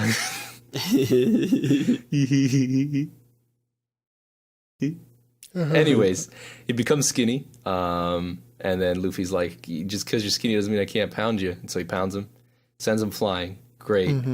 The kingdom becomes reborn again, which is nice. But before that, Luffy's just like, hey, where's Big Monster Man? He joined our crew, and he's like, I can't because I'm a monster. But come back, and he's like, shut up. Come with us. And so Chopper's like, damn, verbal abuse. I'm in. I'm just kidding. No. He really found a place where he can feel comfortable with who he is. He goes and breaks the news to Doctorine, and Doctorine is just like every other old person that Chopper had encountered with. Example, Herluck. She violently tosses him out, but it was her way of saying goodbye because she prepped everything ahead of time. She was like, I gotta get this ready. She put it all in the sleigh, and she prepped Herluck's final wish. Them coming down the mountain, she activates all the cannons she makes, the townspeople put up there, and lo and behold, the wish of Mr. Herluck comes true as pink cherry blossoms mixed with the snow. Basically, it changes the color of them to pink, fall down from the sky, and then it's another big cry moment for me and Chuck there. I can tell. Dude, I cried more in Drum Island than I did in Alabasta. I mean, that's fair. I lost it. Like I was up until 3:00 because I wanted to finish Drum Island. Like That's when you're most vulnerable. It's true. I was tired, and then I got sad, and I kept crying for like and then you 4 cried episodes. yourself to sleep. No, I didn't. I had to walk upstairs, and then I fell asleep. But yeah, no, it was a wonderful send off. The fact that she's like, "Goodbye, my foolish son," I was like, I remember that line. Yeah, and then But it was great. And then everyone forgot to tell Dalton that somebody was like, oh yeah, this guy's a dangerous pirate, but also someone was asking about this dangerous pirate, and he also skipped out on the bill. No. And we meet Ace. What a man. Yeah, we meet Ace. But that's when we head over into Alabasta. So, after Nami's cured, they've secured a new crewmate, a doctor for the crew, Mr. Chopper. A baby. An Baby absolute Chopper. baby. They head on out to Alabasta, but before then, they meet up with a wonderfully flamboyant man by the name of Mr. Two Bon Clay, sir. And Get over there at once. They hang out on the ship. We find out he's a devil fruit user with the ability to change his appearance. He's got the transformation jutsu just on hand, anytime, anywhere. Right. If I touch my face with my left hand, I can transform, and if I touch my face to my right, I turn back to me. I have a record set of configuration. I can save up to 10 faces. Oh, man. Love him, dude. I'm going to call him Bon Clay because that's just the way that I know him. Call him Mr. Two for now, and I'll call him Bon Clay later. Or we can call him Ben Tham, but that's dumb as hell. We don't call him by his real name. No one calls him by his real name. Yeah. We can't call him Bon Boy either, but we'll do that when we get there. Anyways. But Bon Clay is such an interesting character to introduce this early, and it sets up for much later in the arc, which is beautiful because we've only seen really villainous Baroque members up like to this very point. Purely like evil. They're like, I'm killing because this is my orders. This one's just in it for the ride, fellas. Mm-hmm. But and it's wonderful. It's wonderful, refreshing. So fun. I love him. They become friends. Yeah, and friendship forever.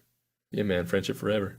But after that, after they all got traumatized by the fact that you can have a Nami with the exact same proportions and voice, and we got to see Nami's boobies. Anyways, Zoro has the smart idea. Is like, okay, we can't get duped by this guy. Let's make a contingency plan. And everyone's like, yeah, wait a second. How do we know you're not Bon Clay? But no, they decide to put armbands or like bandage their I believe it's their left. They bandage their left arm to signify that it's them, but quote unquote, that's not all. They have a red X under there, or just an X mark under there. It's a black just X, in case, it's not red. Just in case, black X. Just in case, they ever doubted anyone's loyalty, or if they doubted that was the real person. That comes into later. But they finally reach Alabasta, and before they head out to Yuba, where the Rebel Army is, to try and convince the leader to stop and explain the situation, they got to pick up supplies in Nanohana. I believe it's Nanohana. Rain Base is the other place. Yeah, Nanohana. Right. We finally get the introduction to a Mr. Porcus D. Ace, a brother to Mr. Monkey D. Luffy, but we also get the return of everyone's favorite Marine duo. Smokey. We get Captain Smoker and Lieutenant Tashigi. I believe it's not. I don't think it's Lieutenant. I think it's something else. But you get Smoker and Tashigi who follow them into the Grand Line. If you remember, get in here and tell me why. Why? Now lick my feet. Don't lick my feet unless I tell you to lick my feet. Now lick my feet. But I'm so happy that Smoker's here. I love Smoker. Like, I've grown such an appreciation for him since watching the show and reading again. Yeah, man. He is so fun. He's so good. And there's large ramifications for so many parts of this arc specifically that I feel like that's why I say that this arc specifically in Alabasta is the most important arc up to this point, and one of the most important arcs for the future of One Piece, because they introduce so many things that we'll get into, and it just makes me happy to see Smoker here and Tashigi, and I love it. Yeah, man. So we get another cool grouping I just wanted to mention. We get the Chopper Sanji split up group. Oh, dude. I like that because Sanji's Sanji and Chopper, at least in that section, had like a big brother, little brother kind of thing going on. Where it's like, okay, Chopper, you get to do everything else. Bye! I really like all the different little combinations they've sprinkled about. Yeah. I think Oda does a real good job having them split off into groups, and even even with later in the series where they actually split off for a longer period of time, I think it still kind of works because the combinations are always fun, and it's always very, very thought out and meticulously planned out. Where it's like, oh yeah, they're going to be extra useful. You'll see. Why is he here with us? Oh, that's why he's here with us. But yes, we get the introduction to Ace, which is awesome. He is a 2nd Division commander of the Whitebeard Pirates, which at this current time is probably one of the strongest pirate crews, I think as the mentioned in the strongest, I'd anime. say. Yeah. And he's on the hunt for Mr. Blackbeard, who committed the most heinous sin any pirate could, is to kill a crewmate. So he has his captain, or as his division commander, must seek out blood and revenge for his fallen comrade. He heard rumors that he was in Alabasta after visiting Drum Kingdom. And the message he left in Drum for Luffy that he didn't receive was like, I'll be in Alabasta for a couple of days. So find me. Now, funny thing is, and Chuck, you can probably remind everybody here, Ace has a much shorter life in Alabasta in the manga than he does in the anime. Yeah, it was weird. Well, 2 things about Ace. Number 1, his damn design in this section for Alabasta is completely different from any other design that you see of him in the future, which threw me off so much. He looked so much more like slimy and greasy. He's a pirate. No, I know, but like that's not the Ace that I know, you know? Yeah, I feel that. That's the Ace I initially grew, and then when I saw Ace in the anime later, I was just like, ooh. Yeah, Who's this man? because Whose man's is this? I don't know him. Yeah, in the manga, he blows up the marine ships and then immediately gives Luffy the card. Yeah. We don't know what it is yet. His calling card. Yeah, He's a they give him the white piece of paper, but in the anime, he goes through a bunch of filler arcs with the guys, and you know what, and I appreciate that, because you actually get that time you can spend with Ace and kind of understand who he is. Yeah. In a sense, even though it was filler, you really see how different he is. It's kind of a shame because there's some really good filler, but then there's also a couple like not great filler. Like I love the Desert Pirates. I love the umbrellas. Yeah, because that adds a whole new layer to Alabasta that I didn't get in the manga, and I feel like you get the dichotomy. Oh well, no, that's environment. You get the dichotomy, isn't that what it is? Like I feel you get like the type of people who live there. Like you get to see the culture of the different people who inhabit Alabasta or who are living through these weird times, and how the Civil War tensions or the tensions between the royals and the rebels kind of build up.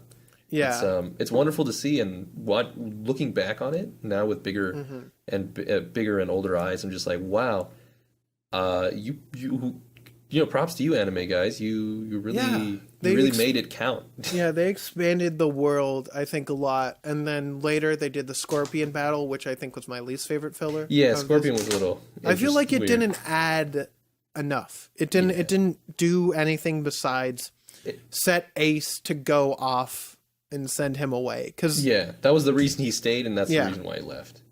So, and then after that, we then just get. I feel like this is the most true filler you can get. The Ruins episode where Luffy, Zoro, and Chopper get separated from the team, and they find ruins, and that's about it. One thing that I really do love in the anime is that there's a discussion between Chopper and Zoro about why do they follow Luffy? Why do they join it? And, you know, everyone else has their different goals. And I feel like that elevates this filler episode up to something that I like to see, even though there's no growth, like nothing to expand the world at all besides there's ruins underground. That's it. Well, now you can correct me because I haven't read this the manga in a long time. They do find a poneglyph in the desert there, but they don't know what it is. Yeah, they like in the anime. It's like I think it's a literal poneglyph that they find. I don't think well, that's definitely not in the it's manga. Not I felt like it wasn't, so I was just I thought I wrote that off for me just as basic ruins because I don't think that. Because like Chopper was like, "There's some ancient writing here, but I don't understand." Yeah, I didn't is that think. A poneglyph? I don't think so because that would just be. I have the DVD here. But I think having a poneglyph there would just be too big of a plot hole to be, because it's obviously not canon because it is a film. Right. Yeah. So I just feel I wrote that off as just, random runes. But I feel like it has enough. It's episode 1. It's episode 1 of 2.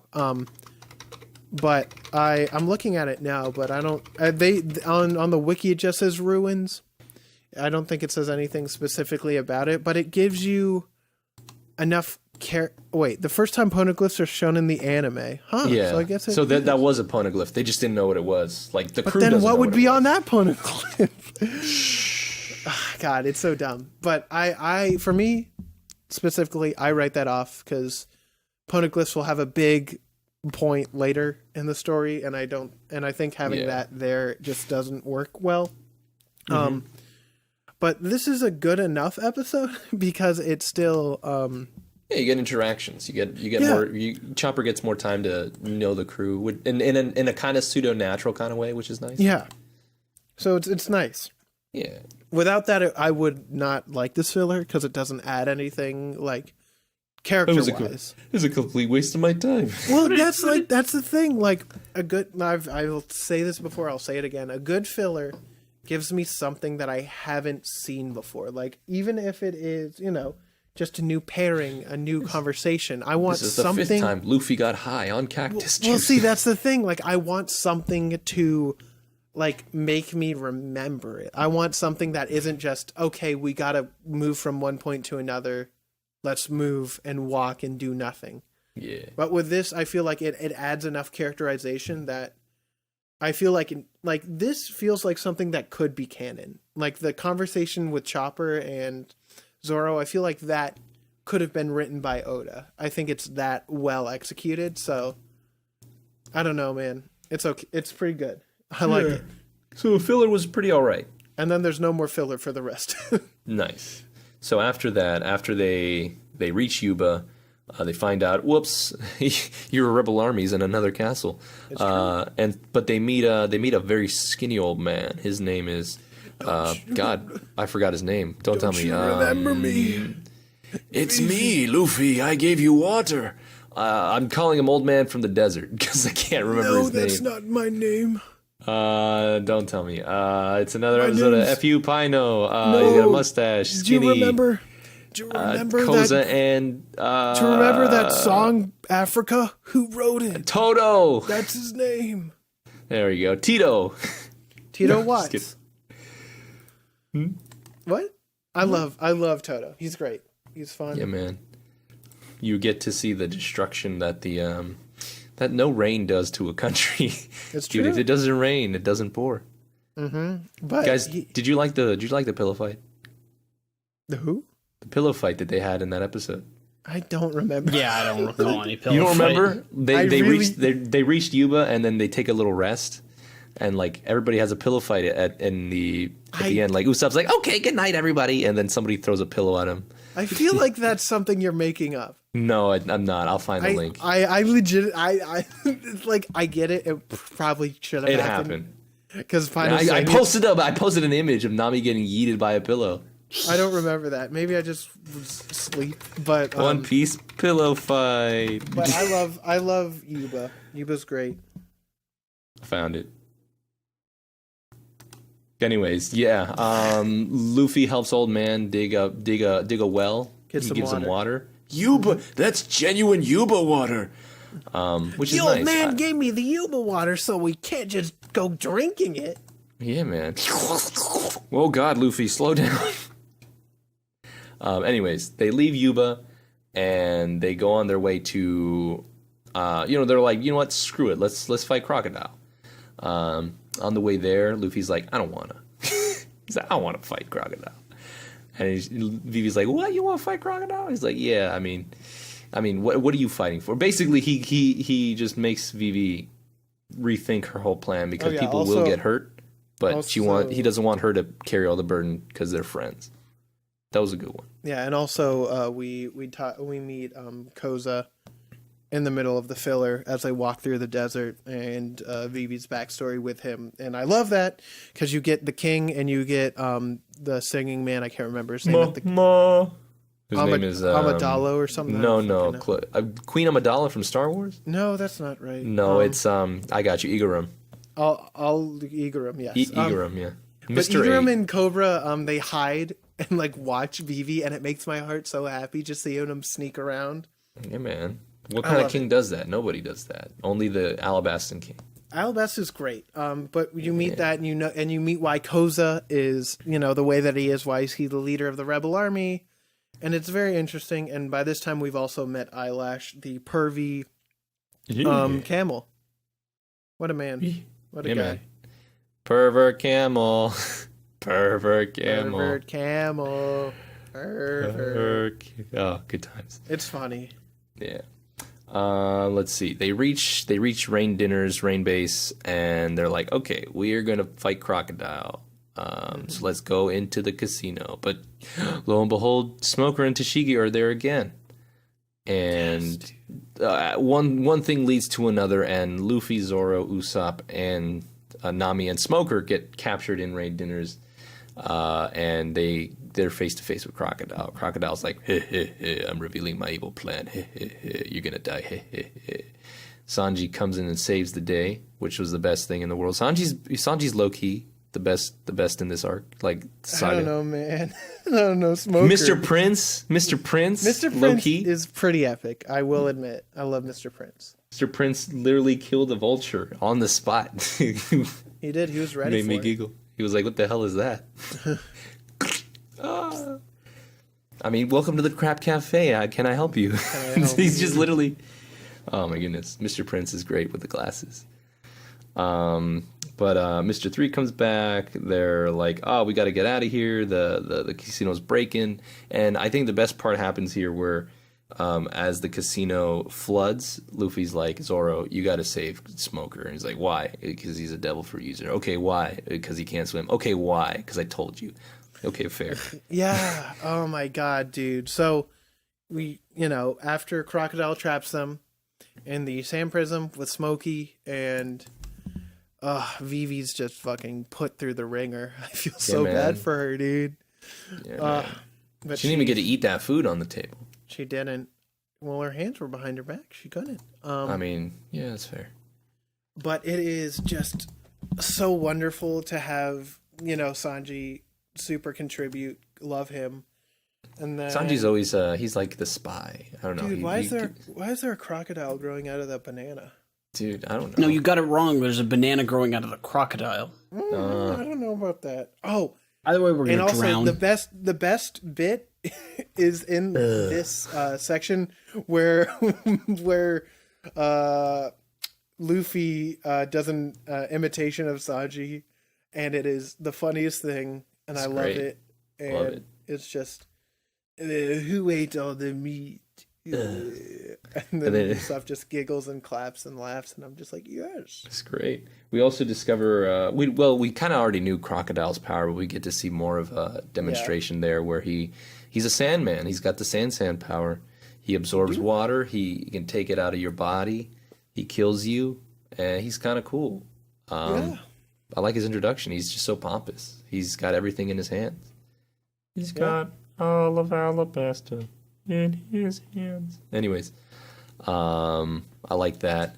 I think this next, once they escape from the underwater bridge, I think this is where you get the one-dimensional Smoker, which is like, I'm hunting pirates, becomes such a more fleshed out character. I love where his sense of justice, like, he's always been a man of justice, but you get to really understand his definition of justice. Like, he wants true justice. He wants to make sure everything is like no cover-ups, no nothing. Like, he sticks to his morals. He lets the Straw Hats go. He's like, you know what? You saved me just this once. I'm letting you guys go, because not only did you save me, but you guys know something that, well, now we all know Crocodile is going to destroy the country, so do what you need to do. And I'm just like, bro, Smoker, man. You Smokedile. You seeing anybody? Just kidding. No, but Smoker MVP of this arc for sure. Despite him like going away after that, MVP of the arc. MVP, dude, I love him. Yeah, man. So they go off there into the direction of now the capital city of, what was the capital city called? Alabarna. So they go towards Alabarna, and on their way there, they made a big sideways crab, which is cool. But on their way there, they're intercepted by Crocodile, who abducts Vivi. But with quick thinking, Luffy saves Vivi, and then switches places with her basically, and now they're on their way to Alabasta, and we get the first round of Luffy versus Crocodile. What a great fight! For real. Yeah, Garb, I want to hear your take on that because you're a man of the fights. You watch Dragon Ball. You like a lot of action. Were you expecting any of that? Well, it's just good. I don't have a whole lot to say about it, but it didn't look amazing just because, I mean, it's Toei, but there was the spinny part. And was this the one with the 11-minute song? No, this one is the first one where Luffy gets literally impaled by a where they think he's dead. Basically that one, that fight. Because like that, I don't know if you remember when I typed it in the Patreon server, but I was like, dang, there's a lot of blood in this anime that I don't remember. You're like, that's the good thing. Yeah, I'm like, I've never heard that before. Like, dang, a lot of like I never realized One Piece had so much blood. Like watching this back, I'm like, Jesus, shit, you guys, dude. Four kids really censored all this out. Jeez. Well, they had to, or else they wouldn't have gotten that TV7 rating, my man. I guess, but like same for 7-year-olds. I mean, I guess it could be, but honestly, if I was 7 and reading this, I'd be so happy. Pino, when was the first time you saw One Piece? I was like, what, 7? Yeah. And what arc did you watch? I watched. This was 4 kids. I didn't see any blood. It was still scary.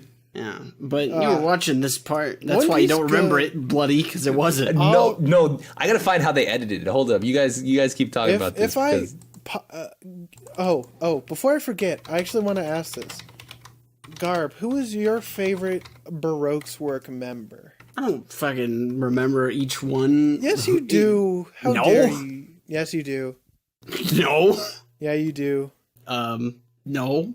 Yes, you do.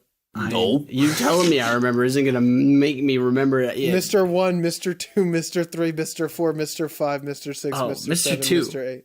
You like Mr. 2 Bon Clay? Bon Clay. Then we also have Double Finger, Golden Week, Merry Christmas, Valentine, All Sunday. No, it has to be Bon Clay. I gotta say, I was a fan of Das Bones. I'm sorry, Mr. 1. Mr. 1 is fun. We'll talk about him later when his big fight comes up, but he's fun. He's a fun guy. I forgot about Miss Father's Day and Mr. 7, though. Oh, yeah, the frog. Yeah, the frog and the guy. Oh, man. Yeah, they were a little rough to go around. But, yeah, like all the officer agents, I think, were pretty cool. Let's see. I had to type in Luffy getting impaled for Kids Dub. Yeah. I don't know how I didn't believe him that. for a second when they were like, "Oh, he's dead," and it's like, no, it's not. Well. Also, there's about 800 more episodes, so yeah, it's like you can't fool me. Come on. I still feel like it's good enough to have those times where, like, Luffy's utterly powerless, like, because you see him beat people up all the time, but like having those moments where he lost hard, I feel like that is a super important thing to have in One Piece, especially because you always see Luffy and the gang just wreck shit, and it took Luffy 3 I'm sorry. times to Are you battle. ready? You don't have to post this, but I want to share it. This is how the 4 kids. Well, can you explain it to us, please? So this is when Crocodile and Luffy were fighting in the desert the first time, and instead of him being impaled, they had to edit literally Luffy entirely, so he's being held by the hook instead of being impaled by the hook. Huh. And oh my god, It looks really bad. It's so bad. Really funny. He just looks disformed. Like he looks even worse. He looks like he died for real. Yeah. If you showed this, Garb, if you saw this and saw the other one, which one would you believe he's dead in? Damn, that fucker's dead. Damn, he dead as hell. Oh my god, That bitch dead as hell. I pulled it up from a Tekking 1001 video. He's a One Piece YouTuber. I'll just put this here. The first like 2 seconds is what I felt. If you want to hit play. Well, hey, Pino, we can't do this because it doesn't matter. Shout outs to Tekking. Anyways, yeah, man, 4 kids messed me up. yeah, but yeah, no, that fight was good. Then they all get trapped. We talk about that. Luffy died. I remember Chuck mentioning like earlier. I don't know if it was during recording or before, but this is like the first time Luffy has like a major loss Like Yeah. in the anime, like he took the biggest L here. It's like, yeah, you messed with a Logia type devil fruit. You're out, Sonny boy. Yeah. Which I liked because East Blue Luffy was dominating just about everybody, even Arlong at that point, and it was good. But seeing him lose not only once but like twice, that's Yeah, it's a big important. no. Yeah, man. Anyways, they all reach Alabarna, and the group splits off again into the little groups, and the remaining officer agents, Mr. 1's group, Mr. 2, Mr. 3's... No, Mr. 3's not there, and Mr. 4 and Miss Merry Christmas. They all split up. They all have their little battles, which I like, because you don't get to see that a lot. You don't get every character having their own little fights anymore, that is, which is nice. So you had Mr. 1 versus Zoro. You had Miss Doublefinger versus Nami. You had the pairing of Usopp and Chopper versus Miss Merry Christmas and Mr. 4, which was fun. And Mr. 2 versus Sanji, which was wonderful. I'm a big fan of the Zoro versus Mr. 1 fight. Which fights did you guys enjoy? Or Garb, you can go first because I have words. I mean, my favorite was the last fight against The crocodile? Yeah. Okay. Well, fair enough. I didn't ask you about that. Fair enough. Everybody likes that one. Yeah, but I mean, if that's the one of the art of this, everything we've watched, that's going to be the one. I mean, the other ones are all good.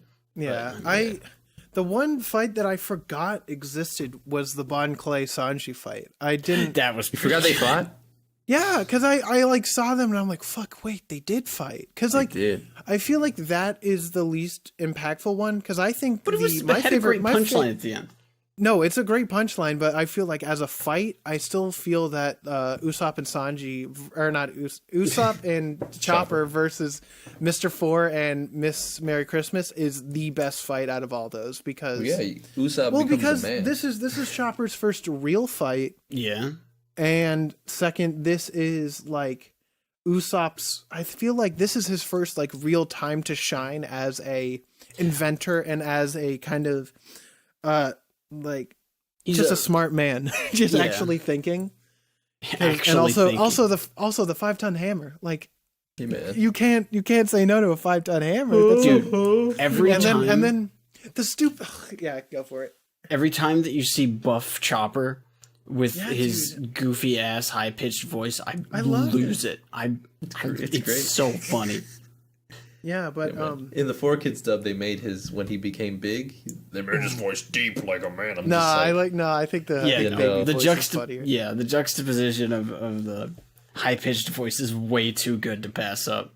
Also, can we talk about how a gun ate the dog fruit? By the way, oh yeah, I mean that happens. Does that happen no, later? I know. I just want to point it out that inanimate objects. Would you say that? Does that happen later ever? There's a does. lot of again, like Miss It's Mary just funny. says, It's funny. It's a new type of thing that they're like a new science thing that they're doing. Figured out, yeah. I think it's so really like- good, but I think that's just the most fun fight because you get to actually see our good. You get to see first off, Mr. 4, super underrated Baroque's Works member. I love him more in the anime because man, is he funny. Yeah, man. 4. But you get to see them fight, and even though I do like Miss Doublefinger, that's a fun fight where Nami's kind of figuring out. I feel like The bubble tube that was pretty good. Yeah, it's the climate tech. here's the tornado. Yeah. It's great at parties. But don't use this one. You have to be really careful whenever you're leaving the party. Don't use it inside. It's great, and you get to see the baton a lot more in the future, which is great. I love It's it. in the openings and such. Yeah. Like or not that tool specifically, but her with a pole like that. Yeah, the I blue don't know one. what you'd call it. And The climate tech. I already said it climate twice. What are they talking about? clam attack? Yeah. Yeah. Yeah. Yeah. Man, it Clams. makes me feel bad whenever I'm looking at these characters on the wiki and their only video game playable appearances in One Piece Treasure Cruise. I mean, I'm yeah, like- that's true. I'm like, I want to play as Mr. Four. Mr. Four used to be real good in One Piece Treasure Cruise till 4 years ago. until they added more people that were better. Oh yeah, no, there was no, never mind. It's not important. But he used to be part of the highest damage team, so that was cool. Anyways, okay, so they all had their individual fights. They all won. Surprise! Crocodile's a smart man. He's like, ha, ha, ha, there's a bomb. Find it. Yeah. And they're like, oh shit. There's a bomb. We gotta find it. But Sir Crocodile's ulterior motive was actually to find the location of a secret weapon called Pluton, which is located in the country of Alabasta, which was kind of cool that, you finally get to see why he's doing it. It's not just because... Yeah, he's not just evil to be evil. Like, he's doing shit. He's evil to be even worse evilness, so... which was cool. Before I forget, there's... in the future, there's a cover story with all the Baroque Works people, and in one of it, Mr. Four's dream is to be a pizza boy. Hey, Funnily enough, because pizza's supposed to be delivered fast, but on his apron it says Pizza 4 within 30 hours, and I think that is so good, and I just want to bring that to life. Oh man, I like the Baroque Works name. Like every time a villain comes back in a cover story, I wish them the best. I'm like, man, I hope you're living your dream, man. I hope Miss Golden Week did her thing. Dang. She did do her thing. She's wonderful. I think that's what the cover story is called, like Miss Golden Week's like adventure or something. Yeah, like that. it's called Miss Golden Week's Operation Meet Baroque Works. Yeah, she just wanted to meet everybody. Yeah, that was like adorable. Anyways, we've sidetracked. Civil War breaks out in the city. Everybody just doesn't realize it's a huge misunderstanding. Crocodile's like, hey, hey, hey, hey. Crocodile And then just as he's about to kill Vivi by dropping her off the building, round 2 begins. Luffy soars in with Pell, one of the guardian deities of Alabasta. Yeah. But Luffy this time around, he's very smart. He's like, okay, Crocodile, get this. So your weakness is water. So I got water, bro. So and this time I'm gonna beat your ass. I'm gonna beat your ass, and he's like, ground secco, and then he bodies Luffy one more time, which is funny. Luffy drinks it's not funny. Okay, it's a little funny. Come on. Yeah, he eats Luffy, but Luffy was smart enough to splash like 3 giant ass water in the sky. Crocodile sends Robin and the King to where the poneglyph is to find where the location of Pluton is. He joins up with them. Robin lies to him. He's like, oh yeah, there's no Pluton here. Sorry, bub. And he's like, well, time for plan B. You're going to die, Nico Robin. And so he betrays Nico Robin, and then Luffy bursts back in, and then they have round 3, which is glorious because it's a crumbling Undercity. Meanwhile, everyone else is trying to find the bomb. Marine Lady Tashigi arrives after being told to follow her own justice. Realizes she can't do a damn thing because she's too weak. As she lost to Miss All Sunday, Crocodile, and then had to give Luffy literally where they went. I like that growth from Tashigi because she was very another like one note character that gets expanded upon, which is great. It's great. She finds her. She doesn't think she found her own justice, but in a way that is her own justice. She wants to the whole point was she couldn't do it herself. She had to rely on others, and in the end, she's like, I want to be the one to make the change. I'm like, yes, girl, do it. You got it. Which is great. The crew finds out the bomb is in the clock tower. Clock tower is set to explode. Vivi goes ahead and defeats Miss Father's Day and was it Mr. 7, Mr. 9? I forget. A number of some kind. Mr. 79. It's 7. Realizes the bomb doesn't actually need to be activated via fire. It's on a timer, so plan D. Pell shows up. He's like, okay, I'm the guardian deity of Alabasta, and flies the bomb up in the sky. And I got so blows sad. up. Yeah, he blows up. Everybody gets blown away, and they're like, was that a bomb? Nah, let's keep fighting. And I'm like, God damn it. God damn it, people.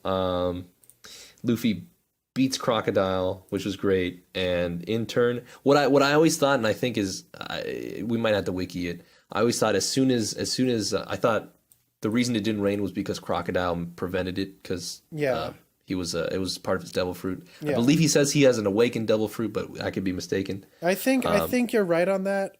Because he does mention that the reason why it isn't raining is because of him. I don't think he really goes into many specifics, but. But his devil fruit obviously affected the area he was in, especially since it's a desert. So his powers is doubled. So rain falls down, everybody stops, and Vivi's like, "Yeah, finally."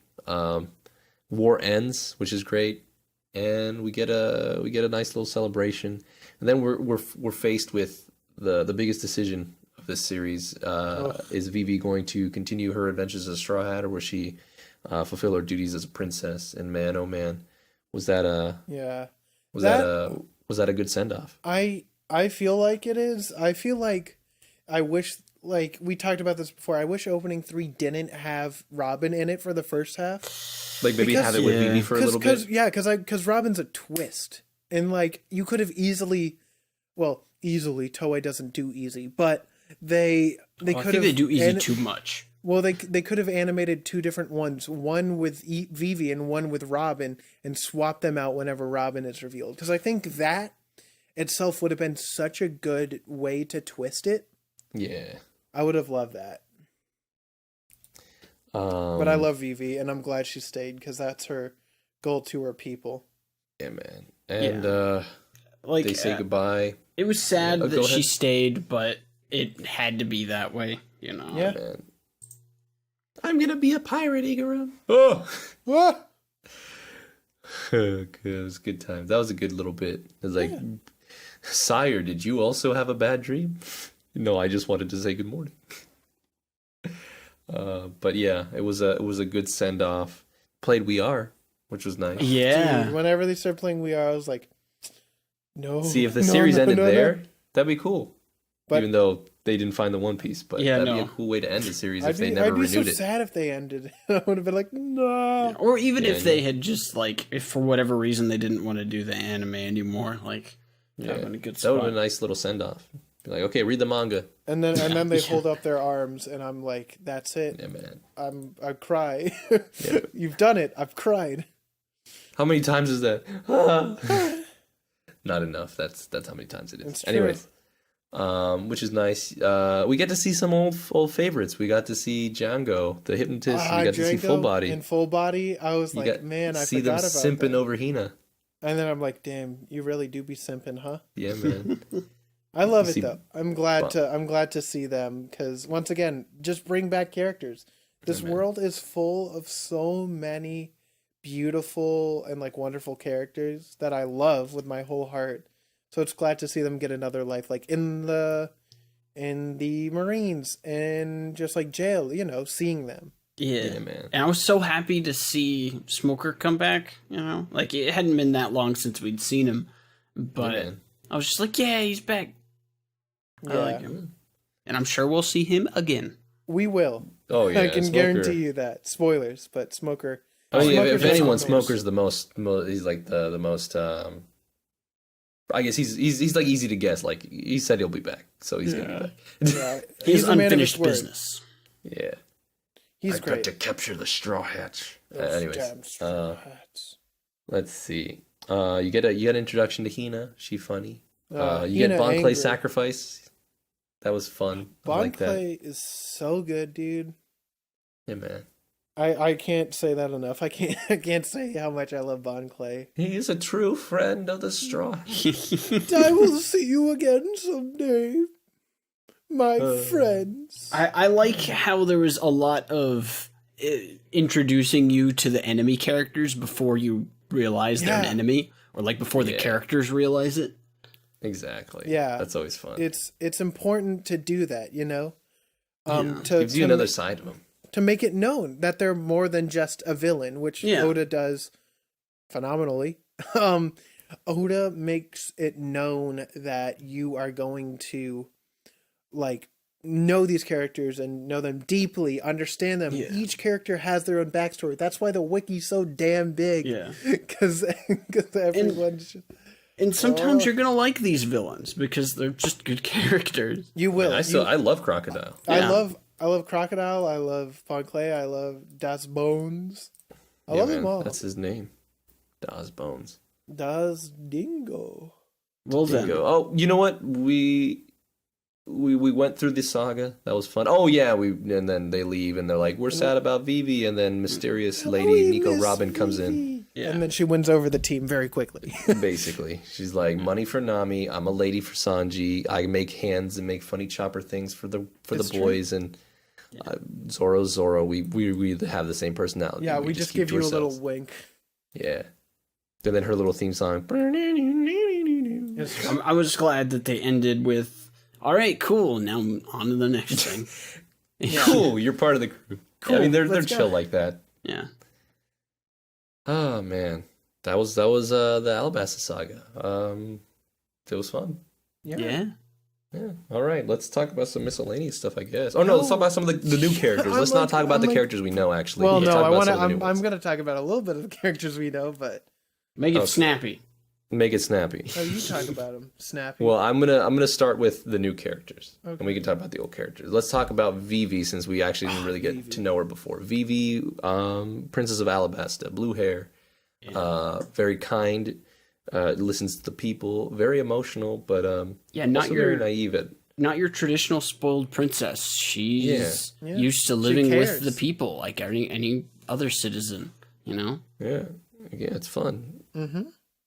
She's a fun character. I like I like how she had to adapt with the Straw Hats, which is nice. yeah. Where Well, like at the 'cause- beginning she was like, "Oh my god, these guys are crazy," and Well, then she's like, when you you're guys." when you're with, those pirates, like you gotta fucking do something. You gotta figure man. yourself out, because without that, you are going to go insane. Yeah. Straight up.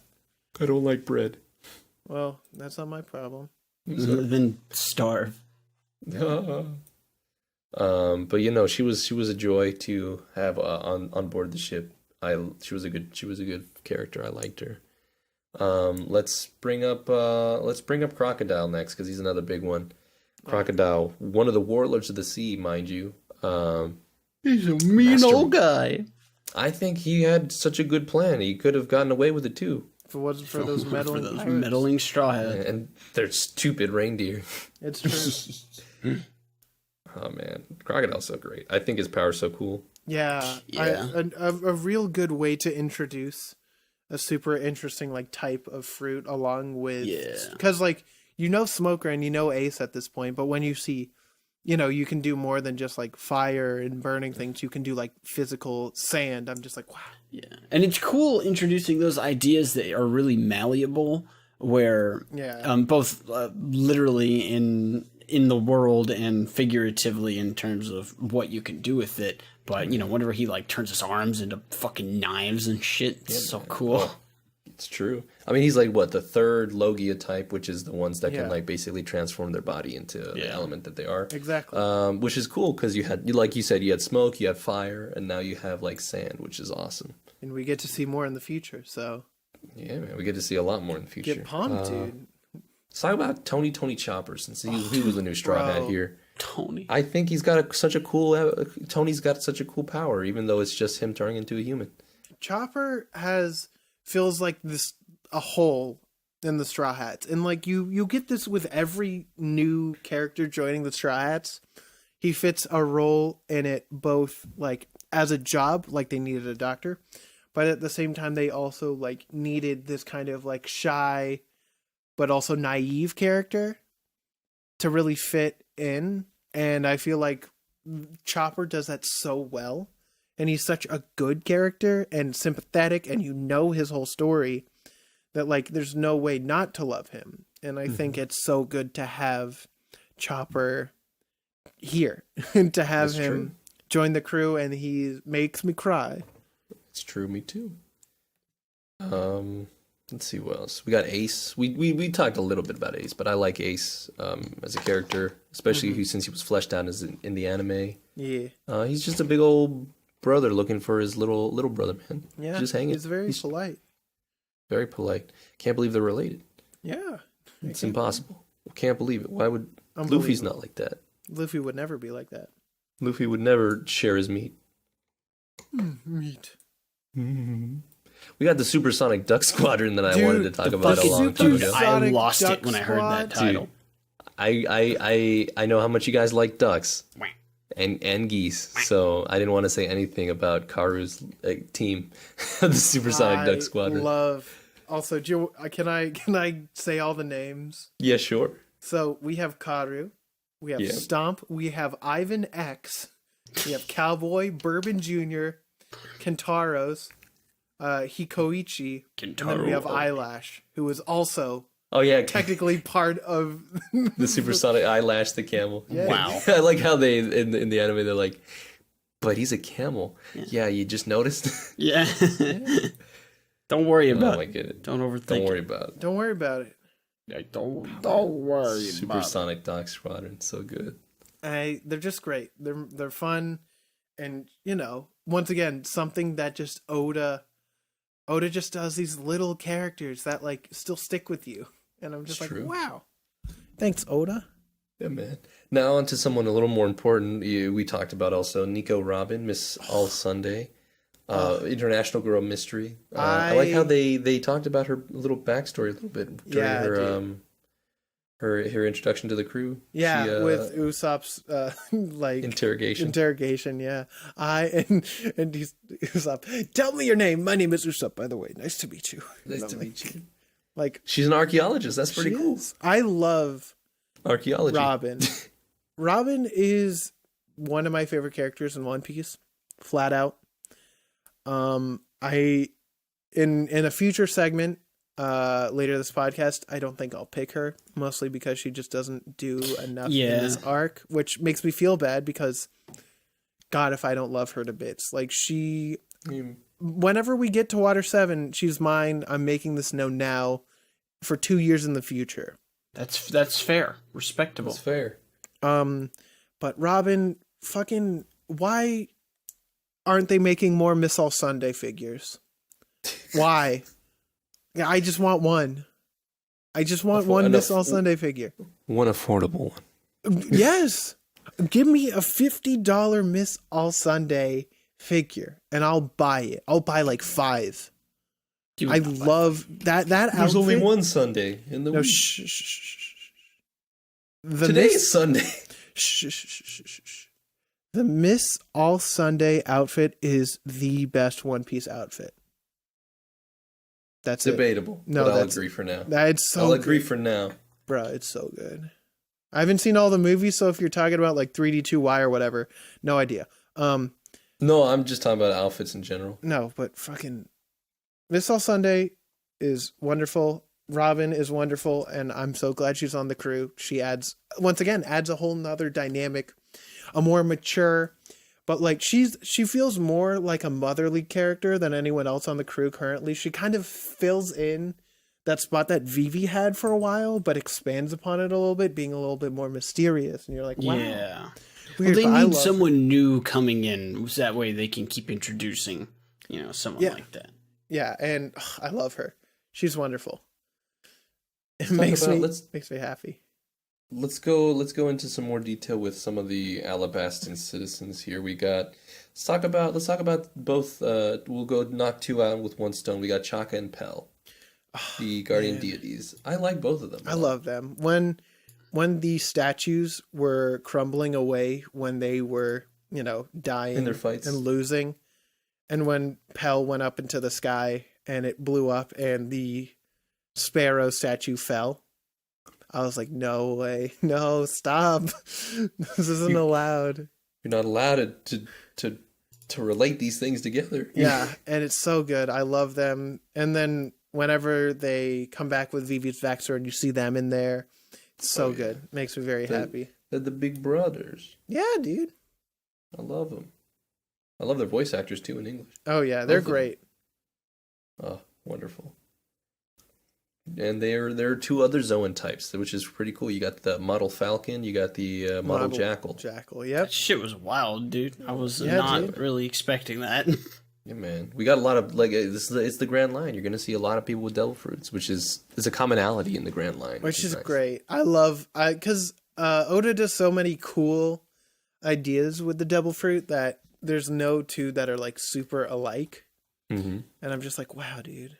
I love Speaking of this. which, Mr. One had the devil fruit of his entire body is like a sword. Yeah, dude. Very I thought that was cool. And then he creatively made like spinning blades, which I was like, you can't. He be made a this metal. drill, dude. He's gonna. You're not pierce allowed to the be this heavens. metal. Don't forget Dalton. Oh yeah, Dalton. Oh, he had what is it, bison or bull? Yeah, he had the bull, I think. Oh, I'm gonna man. be honest. Well, Well, it's fucking cool, dude. yeah. Dude, Dalton was the man. And then Wapple with the Tin fruit, which man, that's a wild one. I didn't think that would be a fruit, just malleable.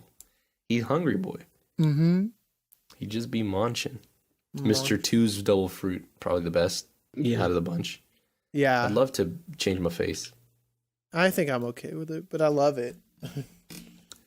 This double fingers was weird because she injected herself with her own spikes and then made spikes from her spikes. in Yeah, her I didn't skin, know and it what made me she uncomfortable. did about. She injected herself, and I'm like, okay, It was I guess. scary.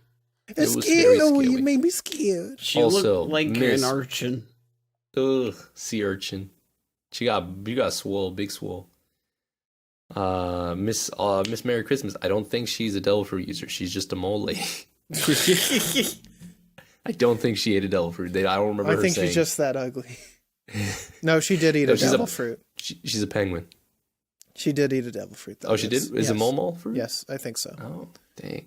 I guess she didn't have transformation, I guess. Or maybe that She wasn't did transformation. transform. She did into a transform. mole. Don't remember. I mean, Yeah. like, doesn't she always look like that? No, she Probably. transformed into a more of a mole. Yeah, it's called the Diggy fruit in the Viz Dude, 4 diggy, Kids dub. diggy. 4 Kids dub and the Viz comic, but mole fruit and Funimation. Diggy, can't you see? I'm kidding. Diggy. Diggy. Wow, wow, wow. Diggy. Okay, but yes, Diggy. she has the fruit. Let's see what I'm missing. King Cobra's cool. Because a country is nothing without its people. King Cobra is awesome. That's a cool name, too. It's pretty King metal. Cobra, It is once pretty again, underutilized in the manga after this. Yeah. I love him. He's great, but I understand why, they don't really do much with him. Mm-hmm. Yeah. But he's Can't great. dwell too much on a great arc, No, that's what I'm saying. Like, Yeah. I understand why, but I wish. Yeah. I just wish. Yeah, it's still just kind of it just sucks a little bit because like Vivi, like I like Vivi so much. Yeah, dude. Vivi, great. Koza's kind of cool. Yeah, I like- Koza's fun. Interesting. Any other character you want to discuss? No. Let's see. I'm trying to think of like characters well, Smoker I want to talk about because Smoker like had the change of heart in this section. Not so bad after all. I'm dying. And along with Tashiki, just like those Marines coming to terms with like doing the greater good for justice and Yeah. They and have honor. Smoker, yeah, and Smoker gets a lot of screen time, which I'm super happy with because he grows in this arc so much, and it makes me I want to congratulate Happy. you, Captain Smoker, for defeating Crocodile. yeah. It was the Straw Hats. Didn't anybody at HQ read my report? You better come Yeah. to So get about the that promotion. award, You can tell those bigwigs There's at to HQ. go to hell. they can Dude, shove that- Stick it in your ass. Wait, what? No. Yeah. I thought that was so cool. Smoker like cemented himself as one of my favorite characters. Also, guys, give me better Smoker figures. Like, what the hell, guys? He's got a good films. Was the new one that came? He's got a good Stampede one, I think. Let's find out. That's shall his we? pirate outfit. Oh yeah, the one with the cool glasses. That's pretty okay. Yeah. It's in stock at Target. What? Wow. What? What? What? It's That's probably like the third party seller. It's $13 right now. What? Wow. Guys, if you want to go to Target, now's the time. But pick up Smokey. I love Smokey a lot. And then who else I want to talk about? Usopp gets his own, actually uses powers and wins and fights. So, like, you finally get Usopp to kind of make his own and, like, stand up. Because I feel like he really needed that to further develop into more than just a dude with a bag of tricks. He can actually fight and win. So, it's good. I love Usopp. Yeah. I'm trying to He think. just wants to be a brave warrior. I'm going to be the brave warrior of Alabasta. But you're not a giant. Shut up. Shut up. Really, Usopp? Really? Yeah, I honestly think that's all that I had. I'm trying to think if there's any, like, Eyelash is great. We love Eyelash. He's a perfect camel. And I like the crab. The crab great. I love crab. It's time for crab. Hey, Scissors. Scissors. That's his name. But yeah, I think other than that, he's good. Or that we're good, rather. All right. I think it's time to move on to ratings. Well, miscellaneous first, obviously. Fine, miscellaneous. So, Miss Hadalanius, that's it. All right. Next is ratings. Thank you. I worked on that joke for 2 seconds. Welcome to the shoot, that's what 63rd they were edition of talking Who's the about. Best Girl, the part of the podcast where each contestant puts forward their choice of Best Girl of the episode and duke it out for the title, Best Girl. Today our contestants, once again, Pino, Garb, myself, and the Patreon. Who are you each advocating for? I pick King Cobra. I picked Vivi. After much deliberation, I have to go with Smoker for this. Oh man, give me that song. Garbalex. Garbalex, hit me with that. Also, King the Patreon, they pick Karu, so Pino's gonna fight for that as well. Oh boy, Respectable choice. However, Now hit me with that kingly opinion. King Cobra has honor. He actually cares about his people. He's with them all the time. And I don't think we're ever going to see a king like that in the grand line ever again. Oh, I thought you were going to say the real world, and I was going to be like, damn, okay, Damn. I guess. It is true. There's no such thing as an oligarchy anymore. I mean, there's no. Well, technically, Great Britain is still technically a monarchy. Yeah. I guess. But, I mean, semantics. But, Well, you know what? We could use more leaders like King Cobra right now. Honestly, yeah, dude. I mean, dude, honestly, this whole arc had some amusingly topical bits in it. It's true. A country is nothing without its people. Yeah. And we'll leave it at that. And the thing about like all him taking away the health care, it's like wow, that was on the nose for something that was a little. That was awkwardly accurate. I was like, whoa. Yeah. I was like, oh, It went over Pino's little boy head when it was carrying. Pino's little boy head. I don't think little boy Pino was- was worried about like socializing health care. Now little Pino, because it's not little boy Pino, because I'm just little now. Yeah, little boy Pino. Now I get it. I'm just like, oh damn. Yeah. Anyway, Black Lives Matters and support LGBTQ Amen. plus Amen. rights. Hell yeah, dude. Anyway, that's why King Cobra's best girl. Dude, he's a good dad. King Cobra did say Black Lives Matter. So He did. I heard it. Shout out to him. I heard it. Vote King Cobra 2020. God, if King Cobra was running, I'd vote for him. Absolutely. Yeah, man. I'd like to chill with King Cobra, just hanging out. Yeah, dude, he seems a chill guy. Yeah, man. The reason why I wouldn't want King Cobra is because he got crucified. And his arms are probably fucked now. I mean, this One Piece with logic, he'll be fine. In I like mean, about a true. month. They've already shown him to be okay. So Yeah, he was fine. Dang, you just hate crucifixion. He didn't choose to be crucified; they just did it. I don't know. I think he got. It's picked literally to me when you have opinions on the internet. Oh no. That's what happened to King Cobra. He said, King Cobra has a cool beard, so I accept. He does Yeah. have a pretty epic beard. and Dalton's taking notes. Don't forget. He's taking notes. You're right. Ooh. Keep Dalton in your mind there, Garb. Anyways, I'll talk about Princess Vivi. Will you though? No. Okay. Princess Vivi's got blue hair. I like blue hair. Princess Vivi is a girl. I like girls. Yeah. Okay. She got a duck. I like ducks. Okay. She loves her people. People can be all right, I guess. I think she was such a wonderful addition to the Straw Hats for that small amount of time, which as a kid felt like forever. I was like, Vivi's always going to be here forever. Right? Right. Right. I do remember being very upset that she didn't join. It was a good time. I felt like the Straw Hat Pirates where they said they missed a VB. That was Yeah, man. I felt like Luffy when he said three sword stuff. No, that's not an insult. 4 sword stuff. That's the number wasn't the problem. Again, she's such a colorful character. She's very kind. She loves her country. She's very patriotic, which is wonderful. And she wants to do everything in her power to make sure everyone is happy, and that's such a pure and wonderful goal. Also, dancer outfit, Vivi, top tier. Whoever's idea was that to make that figure. How dare you? But I'm sold. But I've already purchased it. You can't.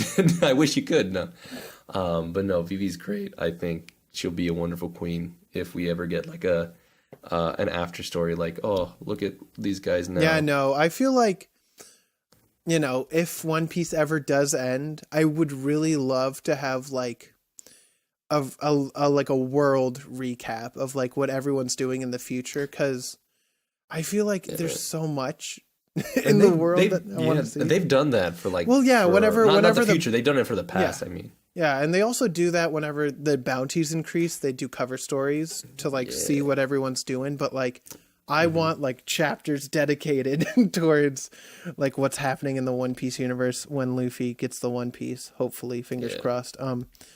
Because man, dude, I love it. They met a lot of people. Yeah, dude. Canonically and non-canonically too, which is cool. I wonder how the anime will handle that. But yeah, dude. It's going to be wild. But yeah, Vivi, great. Vivi's good. I can't argue against Vivi. Hooray. That's such a hard one to fight against because he's just so good.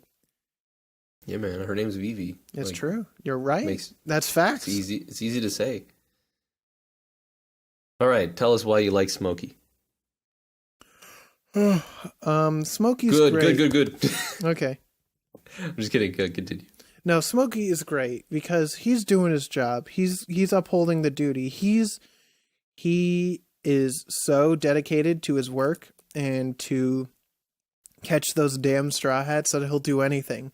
But when push comes to shove, he will fight for what is right and what he knows morally is right. So even though, he could have just captured the Straw Hats, he let them go because he knew that they would do it. He knew that they would be able to stop Crocodile. He was smart enough to realize that he should instead, secure the evidence under Crocodile's arrest to do the right things to get him in jail. And I feel like he just works super well and is a fun character. And especially the part where Usopp and Luffy are eating, and then they turn to look at the Smoker and they do the spit take and they run. I'm like, yes, this is good. Funny. It makes me go hee hee hee. Man, it is wonderful, and I love Smoker so much, and he looks really cool in glasses. He's a good apple. Mm-hmm. He just smokes. That's about it. It's but true. Other than that, he's awesome. Yeah. All right, and Karu. So smoking kills, but he'll kill you instead. Yeah. I mean, he is made of smoke, so who knows? Maybe it counters itself. Who knows? So Karu is a duck. We all love ducks. He's very memeable. He's got many Karu Pog faces, which is great. He's reliable. He cares about his friends. He cares about dumb old green man who fell in the water. But he didn't really fall in the water. He was just swimming.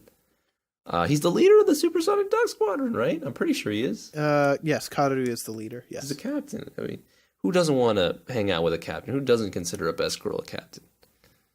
I guess we don't, because we didn't. Well, I mean, Chuck, yours is a captain, I guess. Yes. Well, no. Yours is a king. Mine's a princess.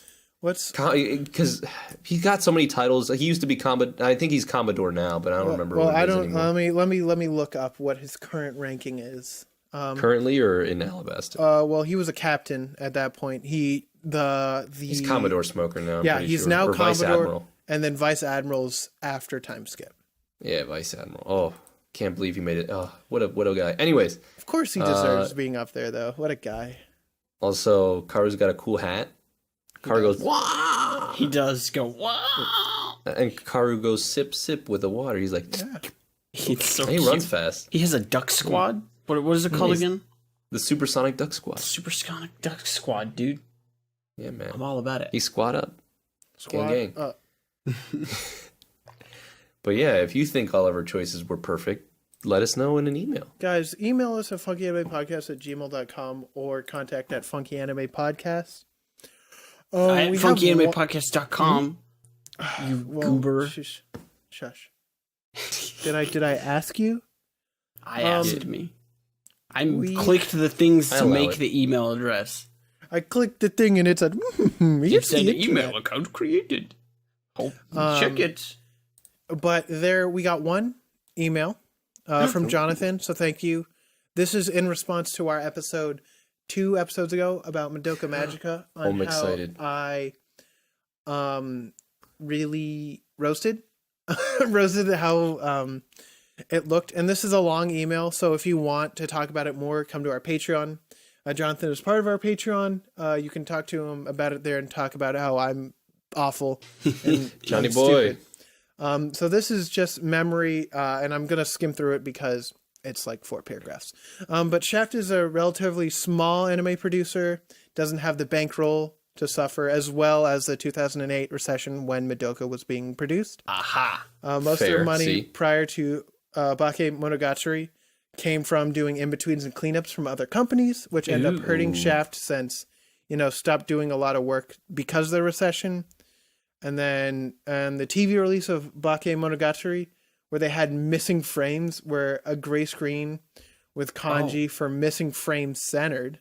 Oh. People at the time thought it was just because Shaft was doing like their own style, because they've been well known for having a weird signature style in insular industry connections, and they don't like to work with people they don't work with before. So that's why Claris and Meg Rock does a lot of the openings. Because they've already worked with them before. I see. And Ooh.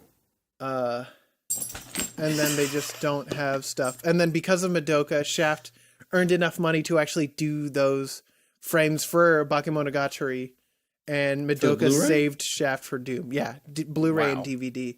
Wow. They had to Good make on a you, new Madoka. show so they could afford to make the new Yeah. So Hey, man, literally, new show Madoka slaps. saved them, and then and then basically he just said all the far shots in Madoka are just Shaft cutting down costs. Yeah. And if See, you watch the fair. recap movies and the sequel, it will look better.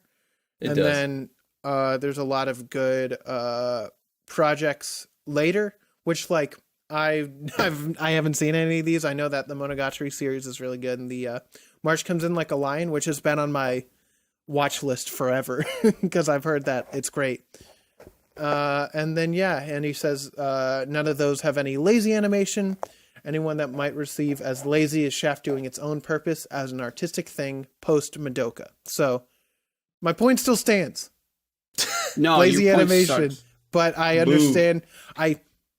Boo. I They're understand. I understand that the reason why they are not perfectly animated is because they were running out of money. I'm still saying it doesn't matter. It doesn't You can't matter. tell them to do better if they don't have the money. I can. It still looks good. It serves its purpose. Yes, Yeah, and they that's the used same thing an with art this style to I'm- kind of like cut cost and cover. Yeah, it but up a little Toei's bit. a big piggy bank. I know, but They're just Toei's a lazy. bastard. I fucking. Yeah. I'm just saying that my point still stands. The animation isn't as great, and in the future, apparently Shaft is better, which good for Shaft. But in my eyes, Madoka is still flawed in the animation department. Whatever. We're moving on to the miscellaneous. Garb, What do we're we got? throwing him off this ship. Usurp. Sweet. Okay, what were you saying? Any miscellaneous we got? No, I have nothing. No, get a section over with. All right, No ratings. Garb. Let's see. I haven't It's. I actually have some exposition for this one. Ooh. It's really hard to say if I liked this more than. All right, Chuck. No, I'm just kidding. What was the name of the Arlong Park? Yeah. It's, I don't know. Arlong Park was really good, but this, you know, this is. I'm gonna give this. Or wait. Do we want to?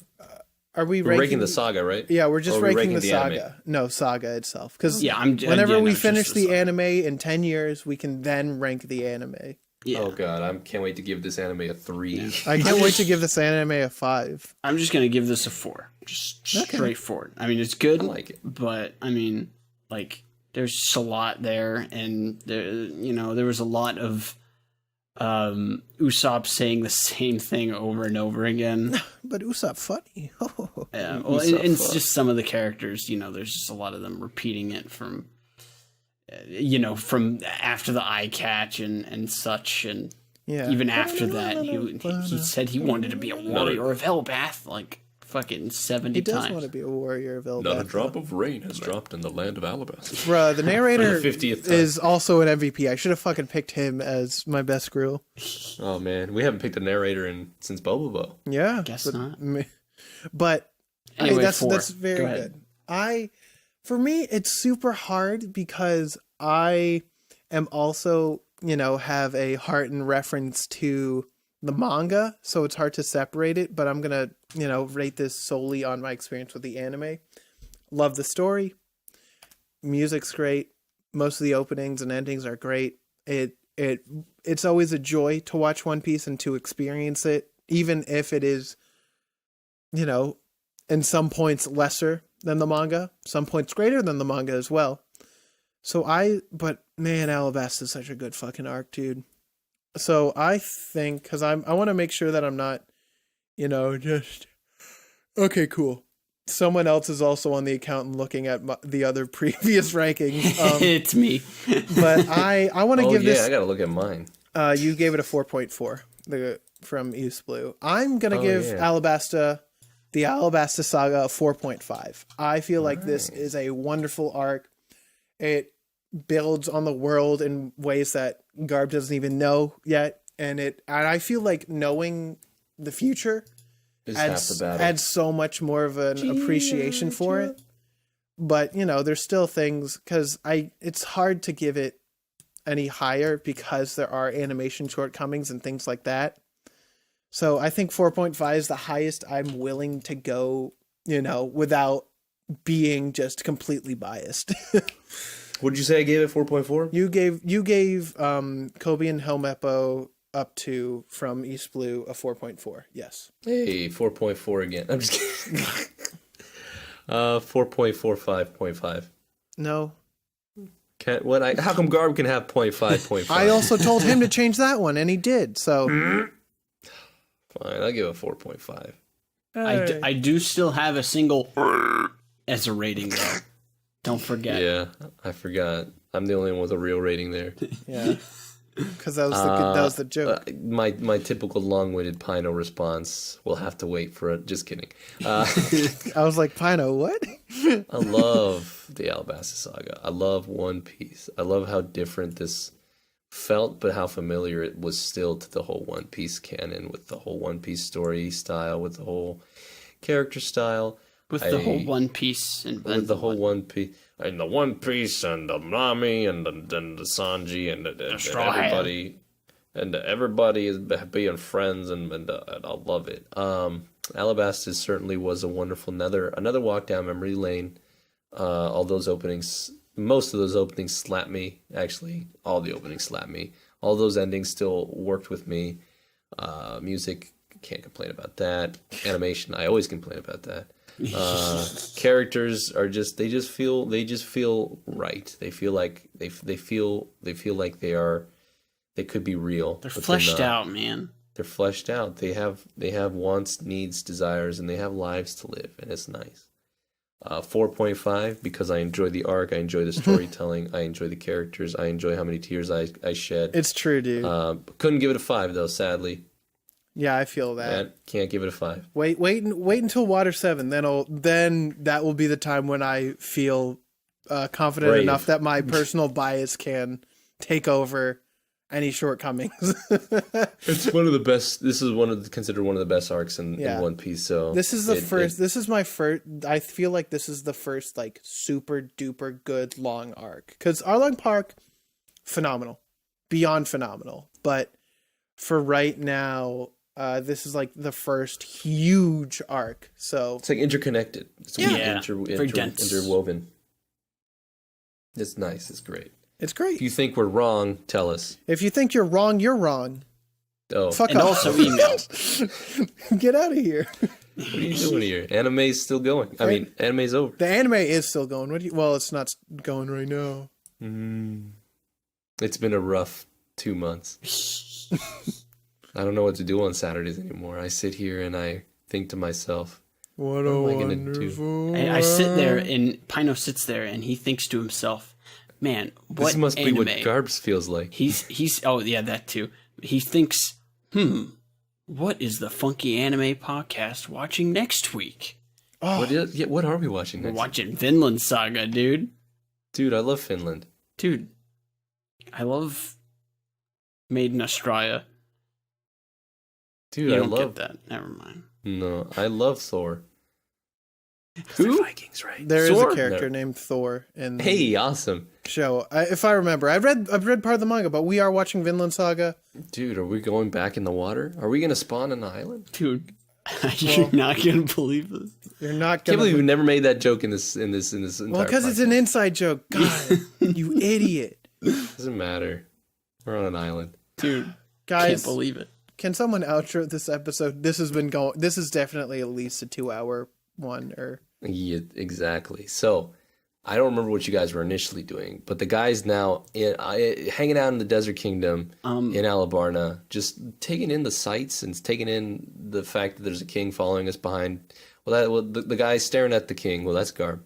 Man, I can't believe that I did all this fucking work fixing up the ship, and now we're walking through the desert with some crazy man walking behind us. I don't remember what devil fruit I gave Chuck, but the guy also walking next to Garb, who just had a little too much cactus juice. Well, that's Chuck. what's over there? Give me some of that. No, this is Oh, mine. no. Never get high off your own supply. What? And Yeehaw. you never been one for the proverbs, have you? Are those And the guy riding on the camel, wondering why they haven't jumped on the camel with him. Well, that's me. I'm Pino. But you guys can get on. It's not eyelash. It's just a camel. What are you guys doing? I'm walking. Get bad. Just drag me. God, this has been the Funky Anime Podcast and King Cobra signing off. Guys, thanks for listening to Funky Anime Podcast. Make sure to check us out everywhere. Patreon. That's it. Yep. Twitter. Go to Twitter. funkyanimePodcast.com. Maybe one day I'll release that ranking every One Piece opening video that me and Pino recorded. Maybe not. God. Who knows? But I waited forever for Final Fantasy VII. Now I gotta wait forever for this one. But yes. Thanks for listening. We'll be back in 2 weeks, Vinland Saga, and we'll see you all then. Make sure to tell your mom you love her. Bye. Bye.